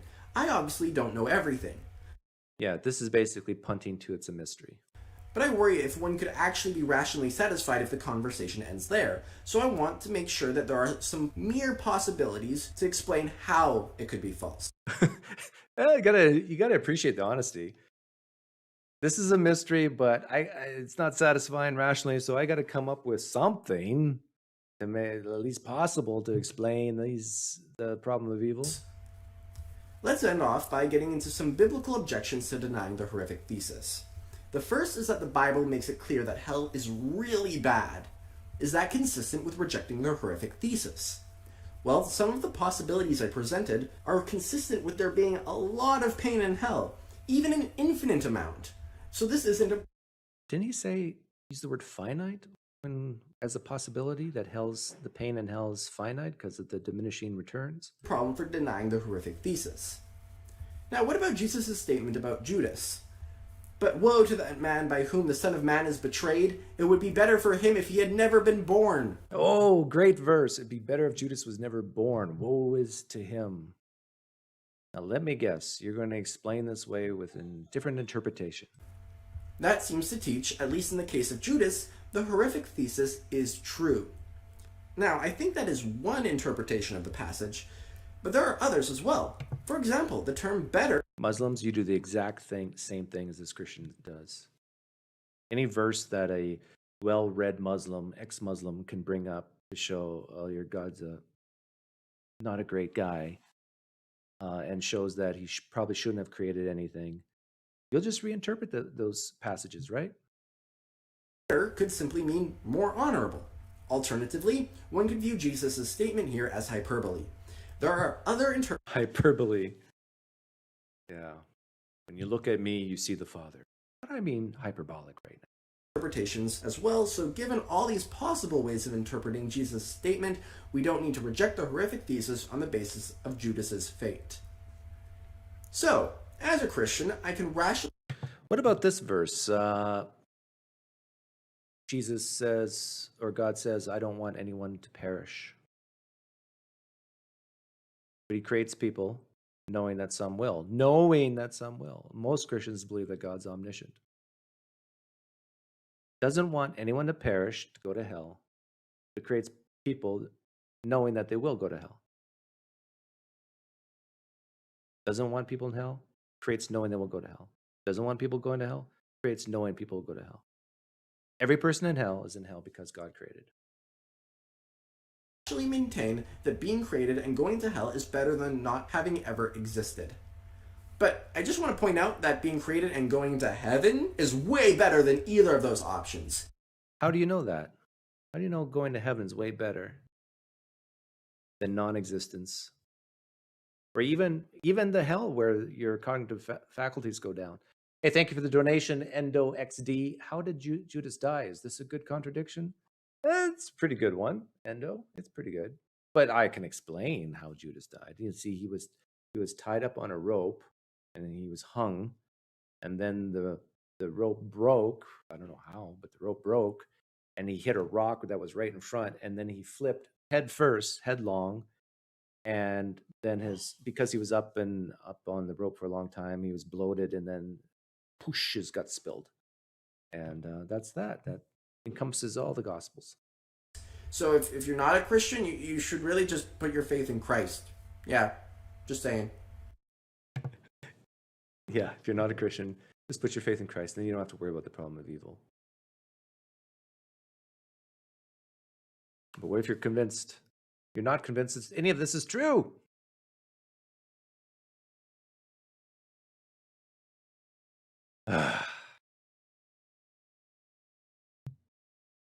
Okay, last chance to call in. If you're a Christian or a Muslim, actually, if you're a Jew, I haven't heard from Jews.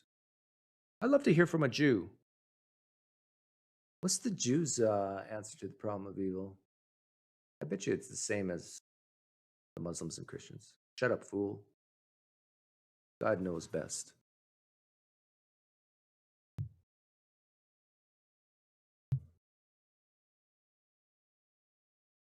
COVID brings the weak of faith to Jesus. That's a good question, Travis. I wonder if that's true.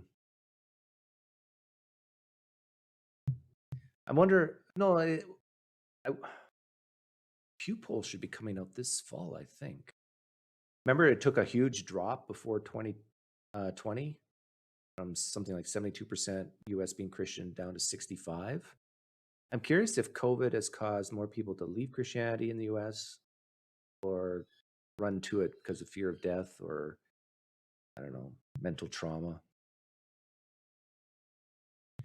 No, Canadian Catholic, I do not believe in the existence of the third heaven. I don't believe in the existence of the first or second heaven. Unless you're talking about certain levels of the stratosphere, atmosphere.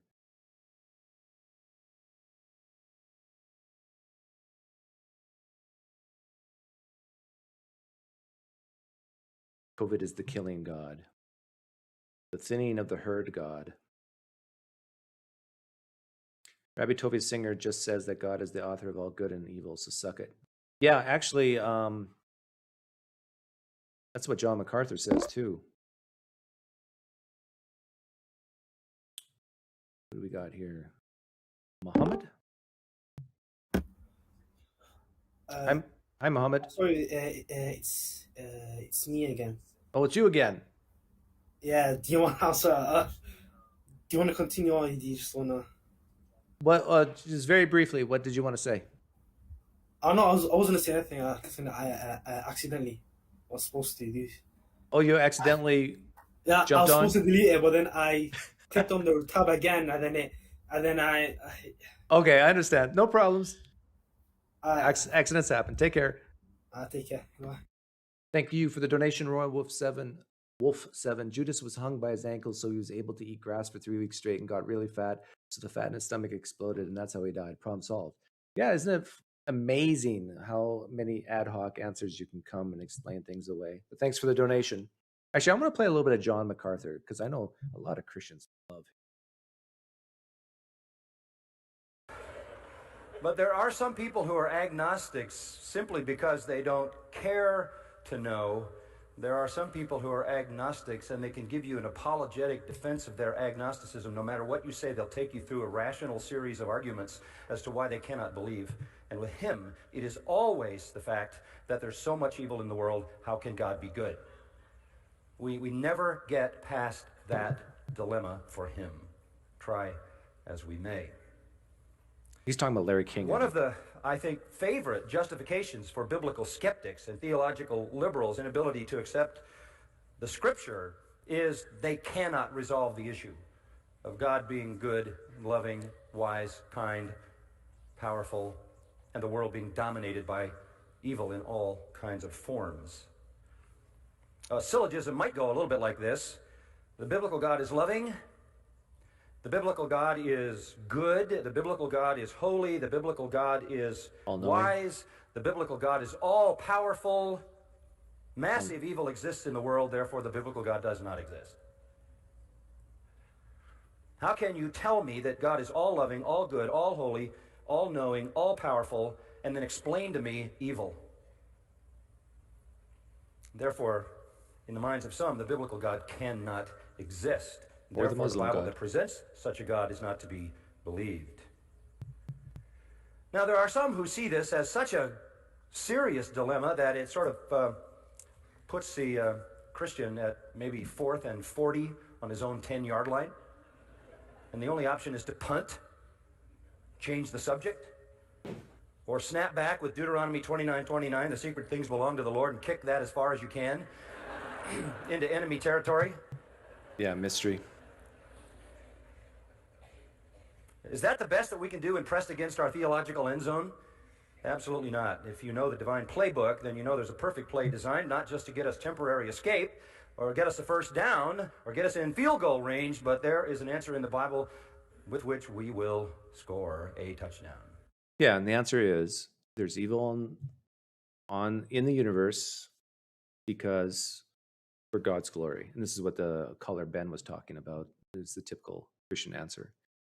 But why does God need glory?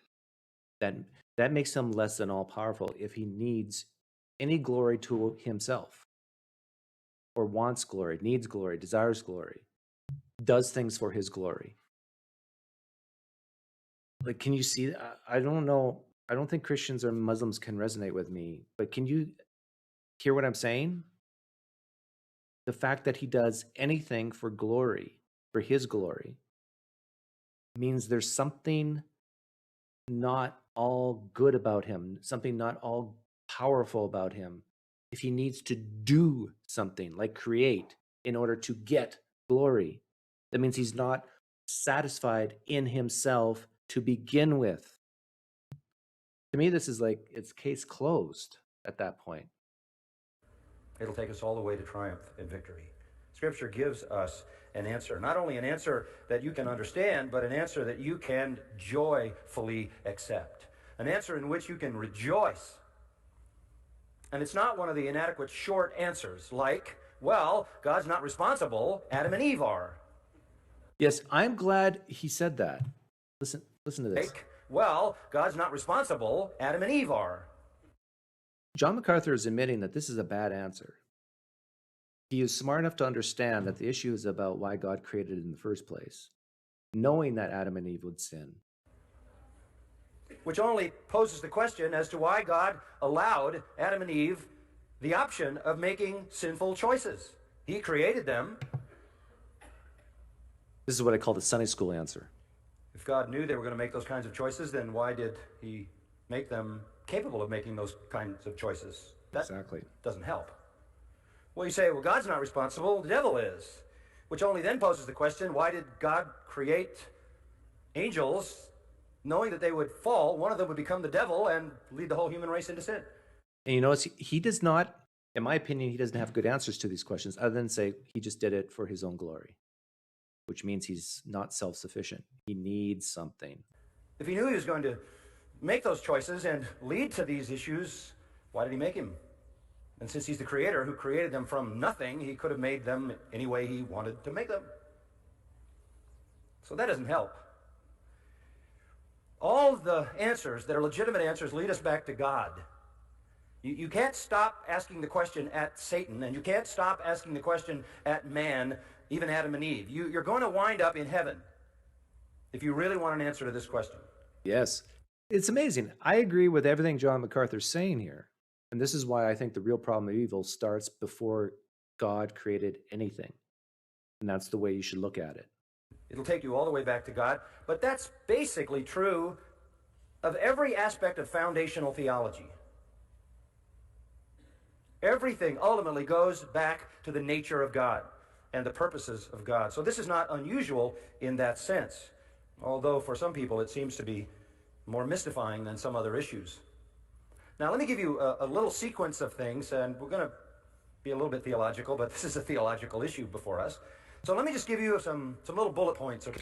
Waximus, welcome that you just arrived. Is PineCreek wrong about the problem of evil? Well, according to John MacArthur, I'm not. I seem to be on the same page as him. Okay, and move you along toward an answer to this question. Would you agree with point one? Evil exists. Can I hear an amen? Yes. Well, actually, I would say no, according to his definition of evil. His definition of evil would be anything that goes against the nature of his God. I don't believe God exists. That doesn't mean he doesn't. But if it's true that this God doesn't exist, then his definition of evil doesn't exist either.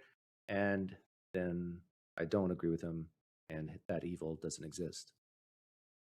I define evil and good as a comparison to a standard. That standard is chosen subjectively, but can be, I think, some things at least, that standard is spans across all different cultures and people. But if there were no people, there would be no words uttered evil. There were no even sentient beings on other planets. There'd be no concept of evil.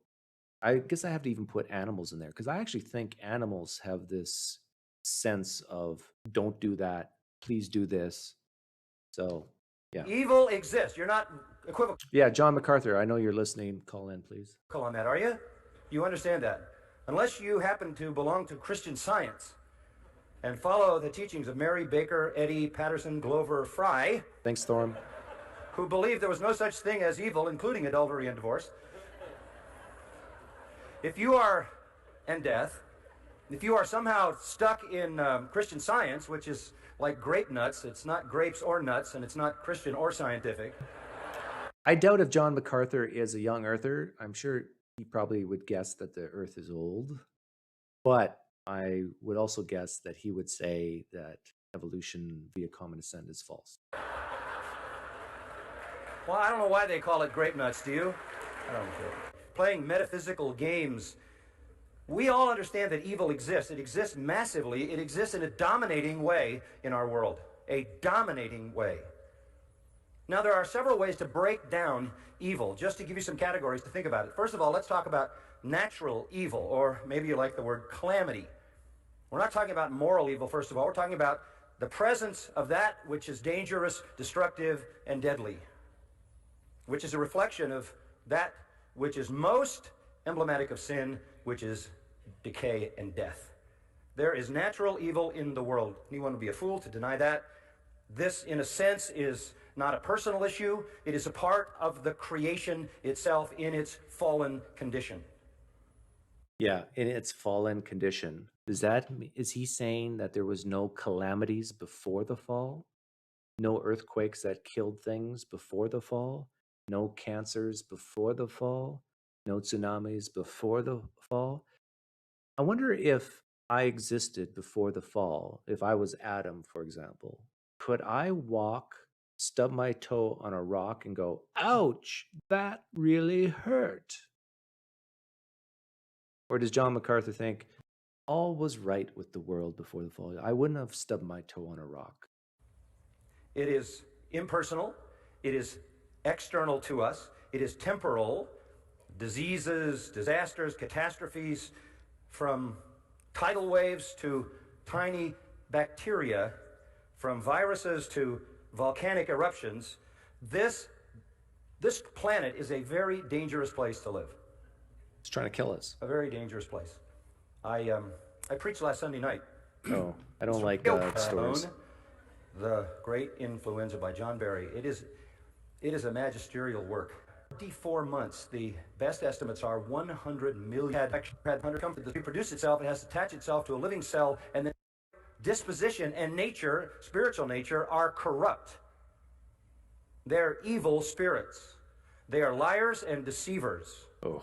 And 1 John 5:20 says the whole world lies in the lap of their leader and their system.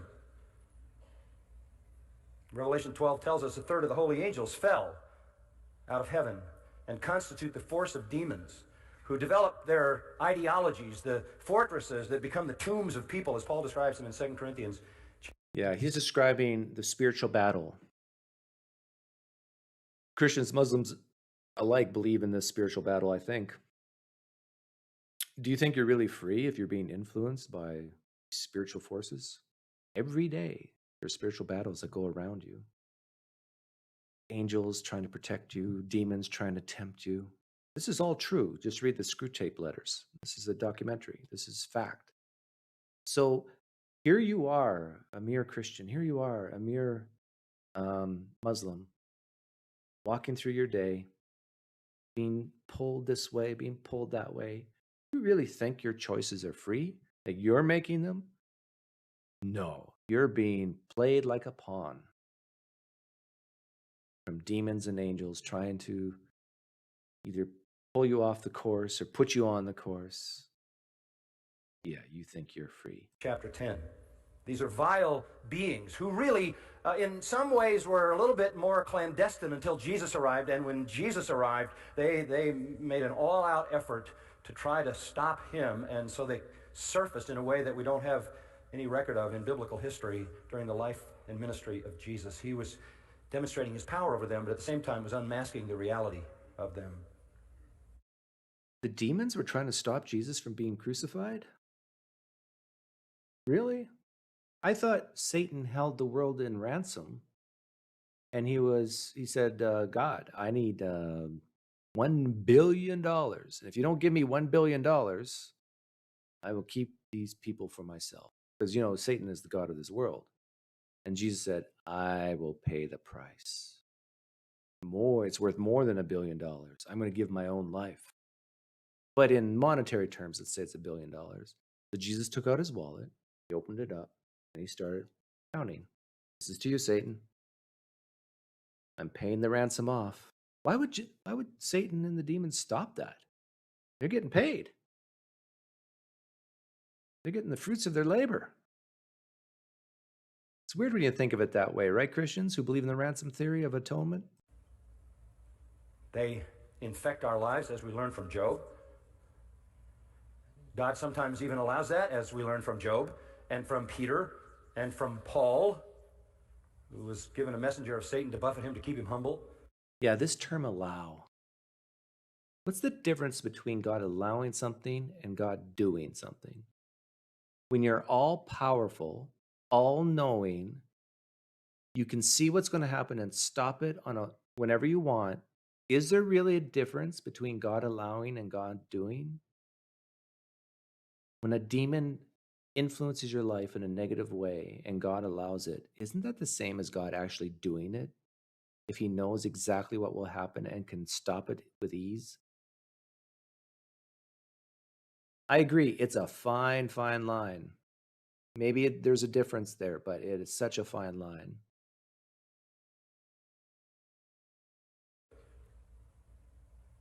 They have a delegated sovereignty in the world. You understand that Satan is the prince of the power of the air. He has a temporary right to rule over the world system.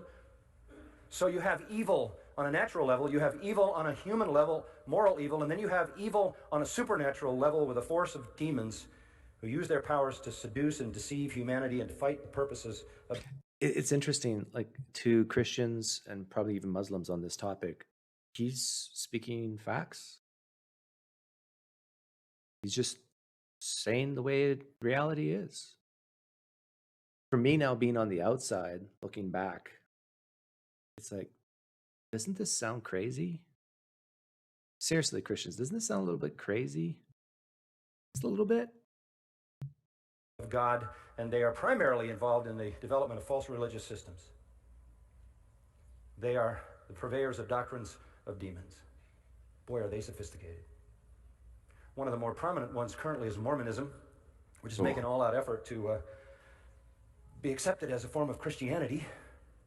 You need to understand this. Nothing is more explicitly pagan than Mormonism. It is more like Hinduism than it is like Christianity. Christianity has one God, the Mormons have millions. Yeah, one God and three persons. And doesn't your own scriptures, John MacArthur, say that, in fact, even Brent Kalar, who was here earlier, said that humans will be deified, become like gods. Didn't even Jesus say that? Now, you believe in many gods, John MacArthur. You just think there's the most powerful one.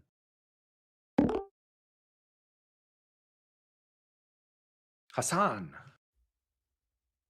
Hello, Hasan. I can see you. I can see you too. And I can hear you. Yeah, I can hear you. How are you? Fine, thanks. And behind you, it says Prophets of Islam in the Quran, God is one.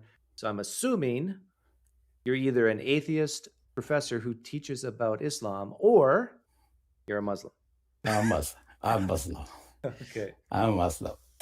Yeah. Welcome. I was listening to your show, and I think I saw you in some other streams too, actually. And you brought the questions about the evil.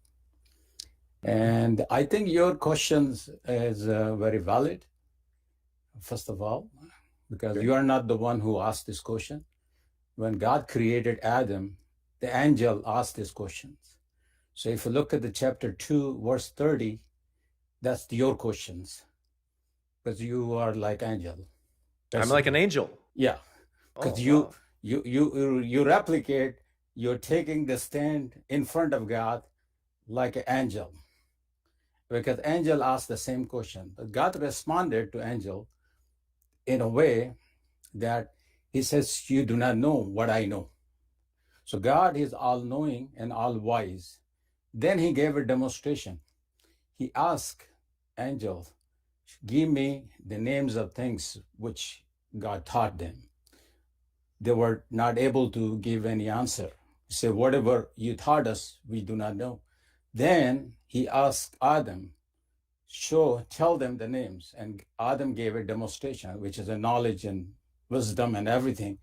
And angel was inspired, actually. It was an amazing creation that God created. Because angel mentioned the same thing, that this creation will create shed blood on earth. It will do all the evils, everything, which you're just talking about, all kind of suffering, all kind of things. Yep.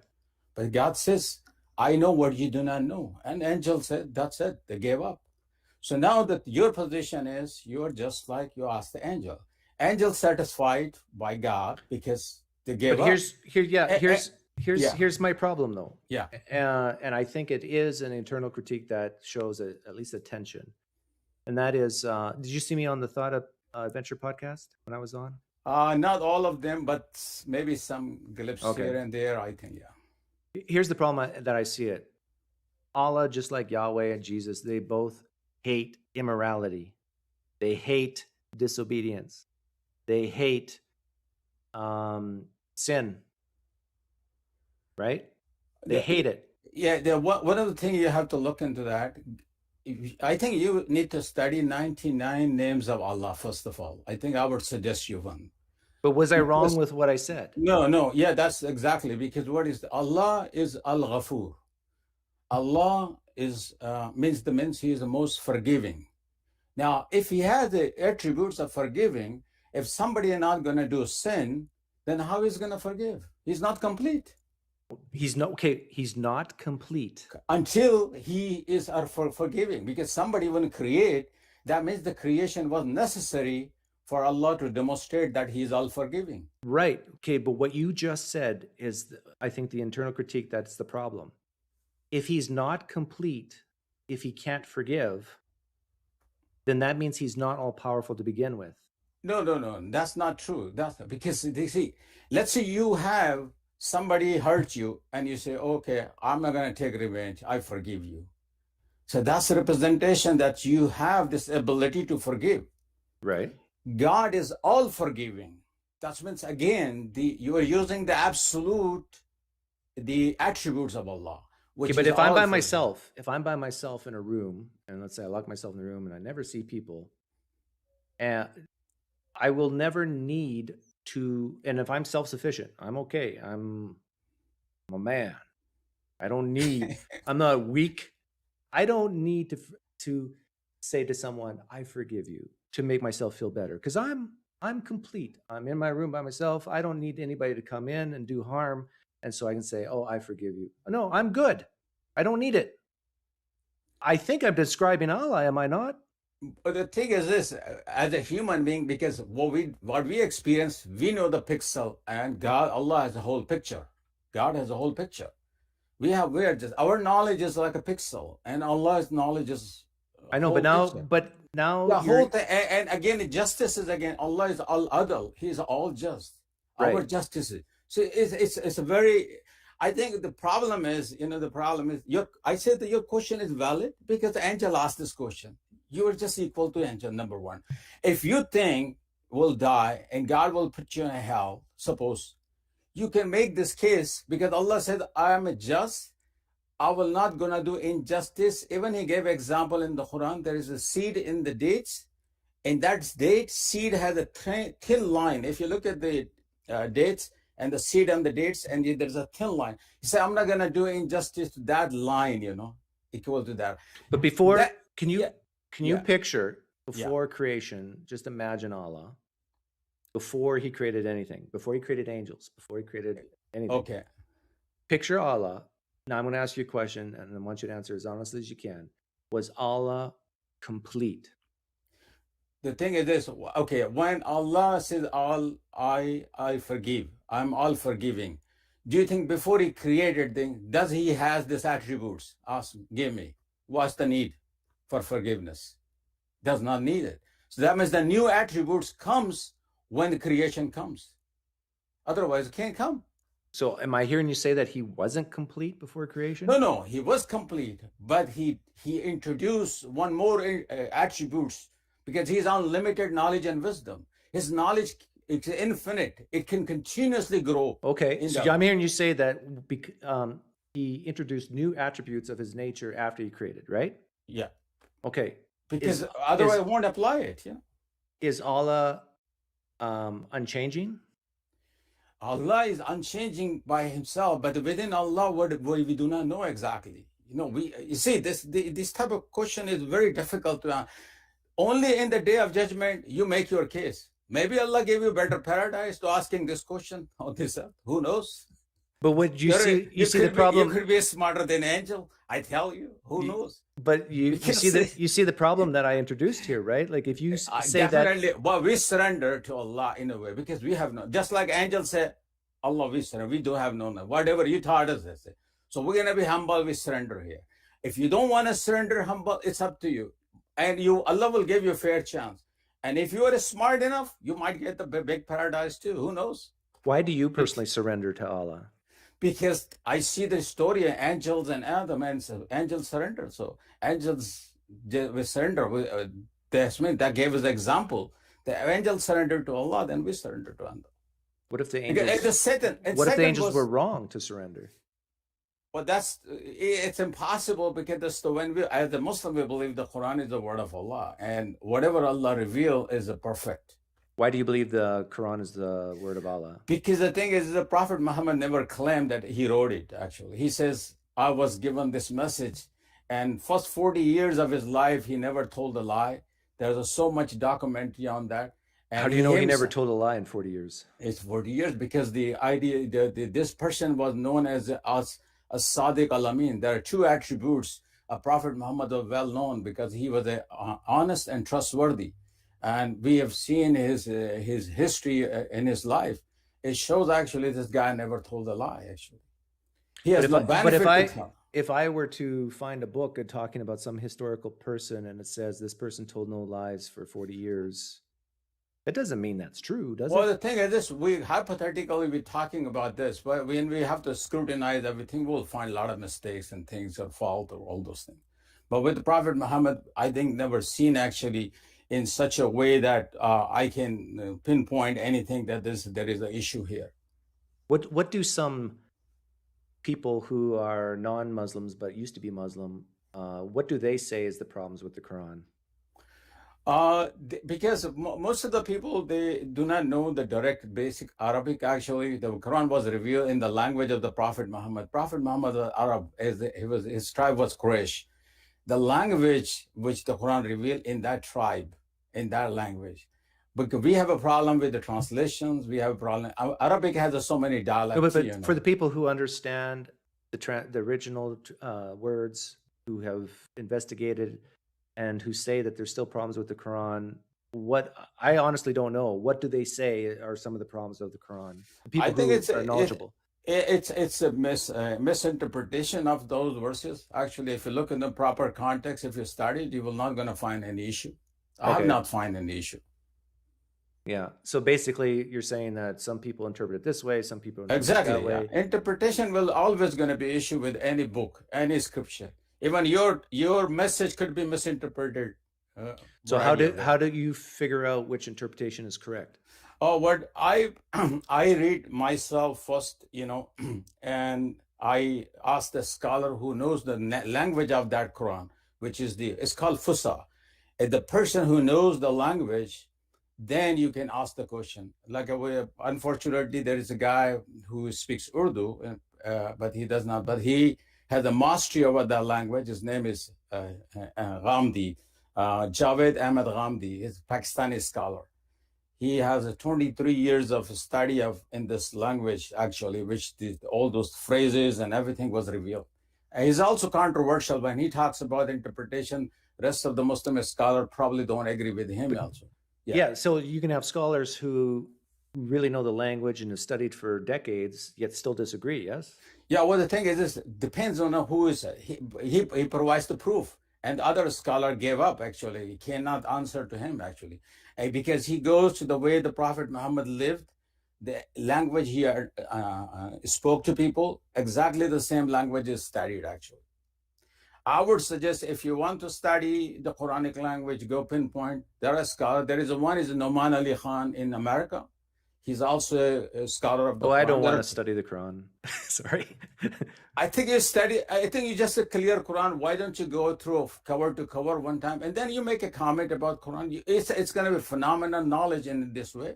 You will learn a lot, I think. You will be amazed, actually. You just go to clear Quran, just read it cover to cover. Well, I started reading the Quran a couple times in my life, and to me, it was just a summary of the Old Testament, at least the first few chapters or whatever. Well, the thing is, the God of the Abrahamic God is the God of right. Jews, Christian, Muslim is the same God, because we call Allah in Arabic, in Hebrew, Ka Eloha, Elohim, and Aramaic, Jesus called Allah, just like a church, Hallelujah, praise be to Allah, same God. So how do you deal with all the bad stuff about Muhammad or about Allah? Like, do you? I think that people write any like a president, you can write about good books and bad books. It's always gonna be, it's gonna be people. Any famous people have an enemy, people have a friends. The people who write bad things, always gonna be it's gonna be mixed up everything. So but you have to look at the study. Those scholars who really go very objectively look into it, and you will find a lot of non-Muslim has written a great thing about Prophet Muhammad. They have written a lot of good books. So like the stuff him marrying, how old was Aisha? Aisha, like a 6 year was the age, and 9 years marriage was consummated, something like that.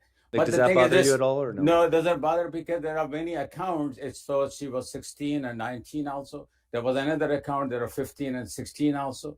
So what are you going to do? You're gonna because the Prophet Muhammad was not alive, after that these documents came. And if you can't verify from the person in the first hand, how are you going to blame him, actually? If it were true that he did marry a 6-year-old. Well, even then it won't bother, because the reason is the culture, if you cultural norm, look, it's in America, state of Delaware in 1880, the age of consent was 7 years. State of Delaware, that's in America. In 1880, California is 10 years, Colorado 10 years, Texas 10 years, and then half of the United States had the 10 years. So that means there were those culture, those tribe, or their genes, or they're brought up the food, environment, and mental state. But would you say the culture is better now that we don't allow that? What the thing is this, because we develop, actually, we don't eat those original food, because we don't, right now, we have a whole food or GMO and all kind of stuff. Before this, society was different, actually. The people used to grow good stuff and get young early age, and their mental level were different. So who knows? See, if you look at the biblical account too, there are a lot of marriages as a young age. Even in Europe, you look at the age, 7 years, 8 years, 9 years, king and queens used to marry, like the French queen actually married to the English king. Yeah, but women were like property, right? Exactly. Because there's different norm. We should not be looking to the Prophet Muhammad from that perspective. Who knows, this could be 16 year or 19 years. Who knows this could be? Because these documents came 200 years later, actually. When was the Quran written? Like while Muhammad was alive? They compiled the whole thing. Was it Quran was memorized by Prophet Muhammad and his companion. But when it was complete, complete in his lifetime. It was during his lifetime. Memorization was done in his lifetime along with his. No, but the written. The written was also done in his lifetime, but was not compiled in one book. Let's see, it was written on a piece of papers, bones, skin. These are all things. When the Prophet died, the first Caliph Abu Bakr, within 3 years, he brought everything together and put in one copy of the Quran. How did they know they got everything? Because the thing is this, because everybody memorized things. So he brought everybody who memorized the Quran, and they formed the committee of the people who memorized the Quran, and also gather those documents, which is the bone thing, and then match with that. Okay, so this was thing. Okay, you memorize thing. What if like Muhammad said something and wrote it down on a little piece of cloth or something, and then it got lost? Well, it got lost, but how many people memorized that? So let's see, piece of lost because somebody already memorized. The 5 people are memorized. This was the verse here, and we don't have this. Automatically, they will verify that. Actually, is everybody agreed then that everything that's in the Quran should be there, and everything that shouldn't be there is out of it? Let me give you one example. There is Surah chapter 2 in the Quran. There are 286 verses. 286 verses. This entire chapter was revealed to Prophet Muhammad in 50 different steps. Maybe somebody asked a question about this issue, the revelation came. Somebody asked. This entire chapter is 50 different incidents. If this whole chapter was intact today, that means if Muhammad left and without organizing the entire chapter, we would never be able to finish the chapter today. Only one chapter on the Quran. It's impossible. So the Quran was memorized by him word for word, and his companion memorized it, and exactly they brought from memory to the paper. How do you know it was memorized? Because the reason is I have a teacher here, and I learned the Quran from him. Because I memorized some chapter, not the entire. And I said, who did you learn from it? He said, I learned from my sheikh, and all the way it goes to Prophet Muhammad. And there are millions of people in this. Over 10 million Muslims have memorized.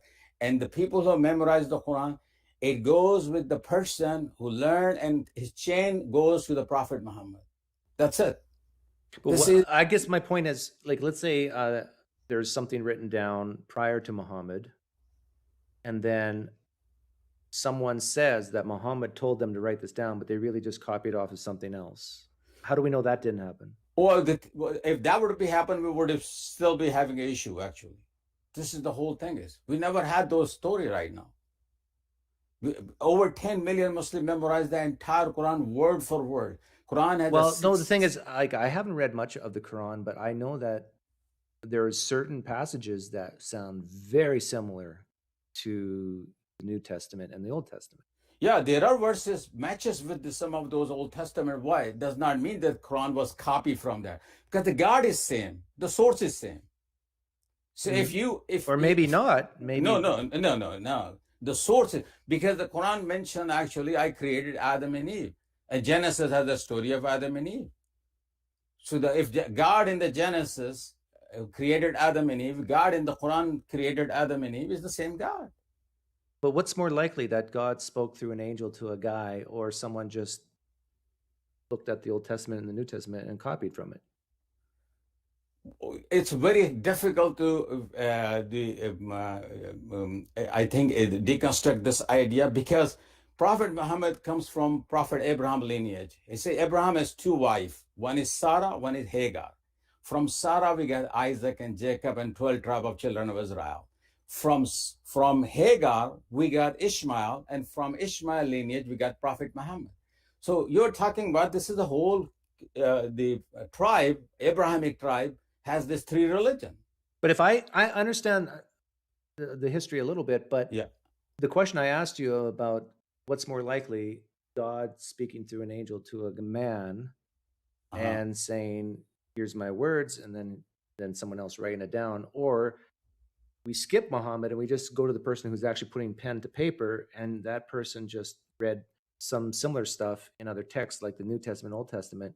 Like, if I gave you a book and we opened it up and it said, these are the very words of God given to me in a cave over 23 years or whatever, you and I wouldn't say, oh, we would be skeptical, yes? Yeah, but the thing is, if you compare New Testament, Old Testament, the Quran, you will find the New Testament, there are 4 books, Mark, Luke, Matthew. There's a numerical error, there's a problem in there because the human being, because there's no original. Let's say that, which is the God sent revelation to Muhammad, he knows his Arabic of his tribe, the Quraysh dialect, and it was revealed in that dialect. With Jesus, which he was in Palestine, his language was Aramaic, God revealed to Jesus in Aramaic. We don't have Aramaic. So now we get in Greek. So this is another problem. Same thing, God revealed to Moses, that was probably in Hebrew, that was the ancient Hebrew, that's the dead language. We don't have that. It was resurrected. We later on created the Torah after that. So we don't have an original Torah. We don't have an original Aramaic. We have only original, the Quran, in the language that Muhammad received, in his language. And that's the plus as compared to all these books. Well, yeah, it's a lot newer too. I mean, yeah, Torah was written how many years ago? Yeah, that's exactly. But again, the family of Abraham, it's a house of Abraham, is a house of Islam, house of Shalom, house of Salam.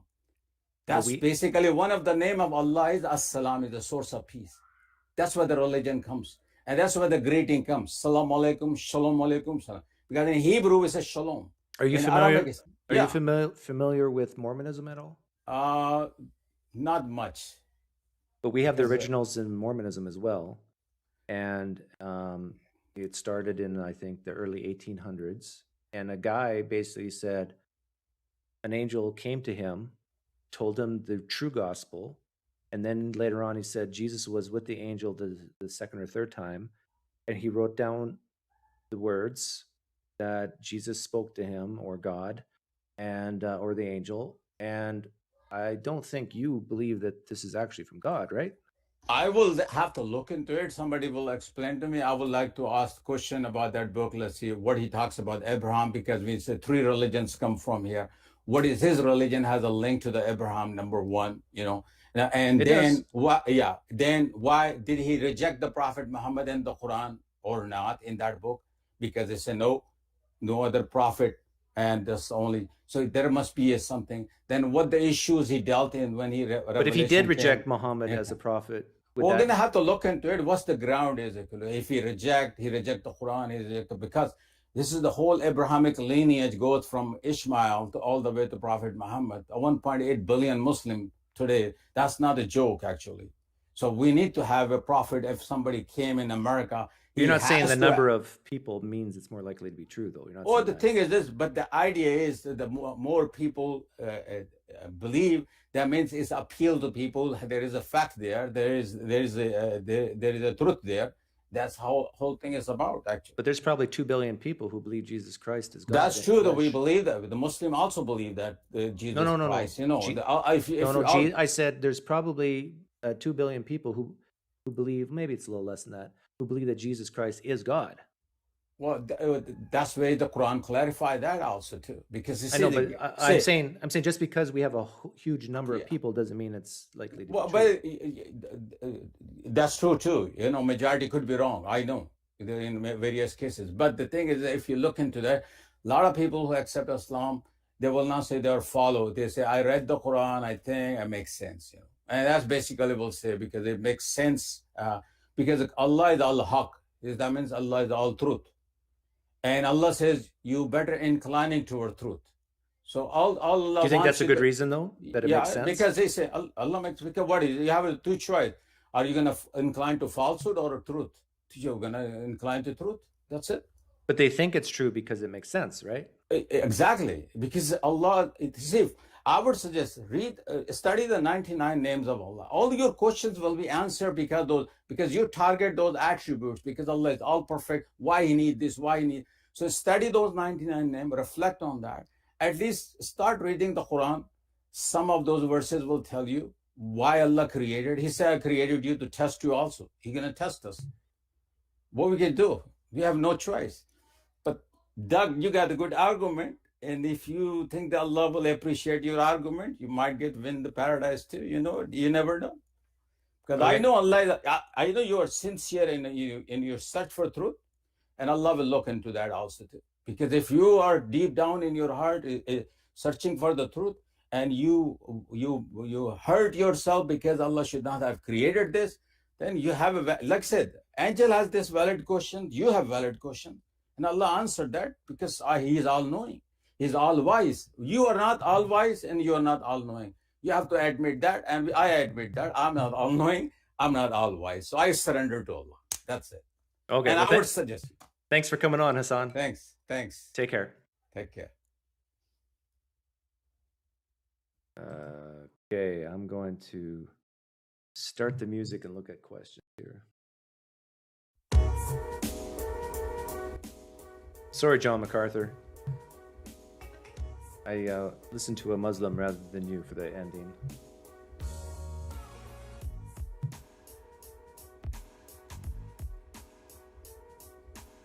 Learn the magic words and you can be a Muslim too. Ask him what evidence there is that it was not Christ that was crucified on the cross. Oh, I hate those questions, Atangelo. Like, evidence for a negation? Maybe ask the question, do we have good reason to think any of that happened?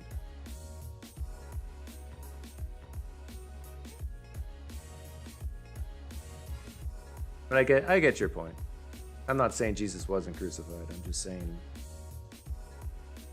from my perspective, it doesn't matter. Ask him why there are Sabaeans, believers of Allah. Aren't they never mentioned a few times? Sorry, most epic, I don't understand. But I'm sure he would. Hasan, if you're still listening, you can comment in the live stream chat or in the comments later.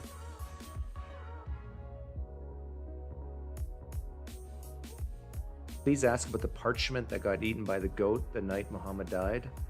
Oh, interesting, John. Are you saying that the goat ate a parchment and we don't have the whole word of God in the Quran?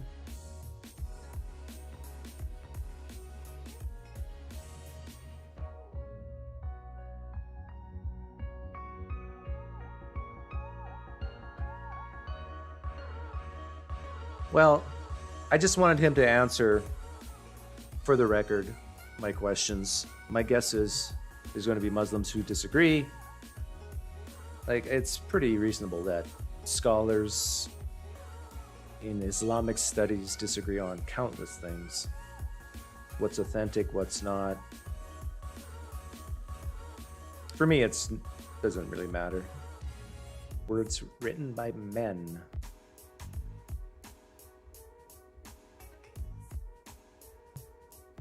I'll go one more time. I went backwards, now I'll go forwards. And then, were you wrong about the problem of evil? No. Still a problem.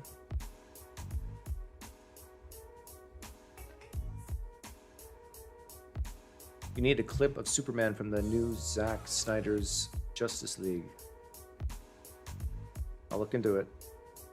You feeling all right, bro? Yeah, I'm chill.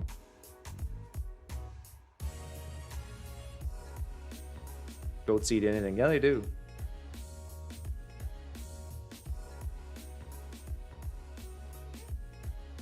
They even eat some weeds. There's one weed you can't kill with a herbicide, and so a lot of farmers use goats to eat that weed. What's the name of that weed? I'll give 1,000 pine points to anyone who knows the name of that weed. If I read it and see it, I'll know if you're right. But I forget I think I know.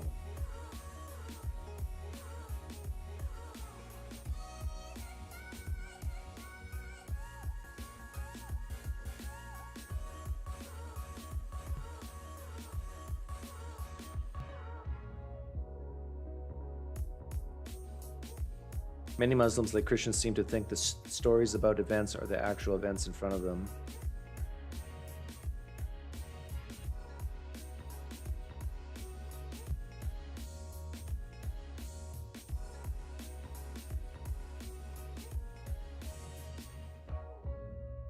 It's nice to have Muslims, real Muslims, come on, because I know a lot of Christians are listening.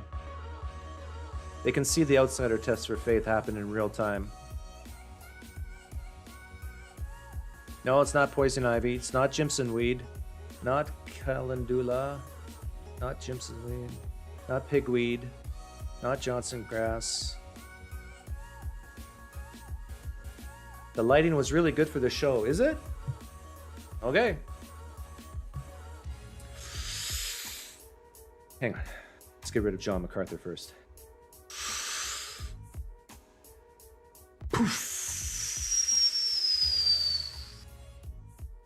My apologies to Apologetics Squared and John MacArthur. They were both scheduled to come on and talk about the problem of evil. But we ran out of time. Have a good weekend, everyone. If you want to play poker, let me know. Email me.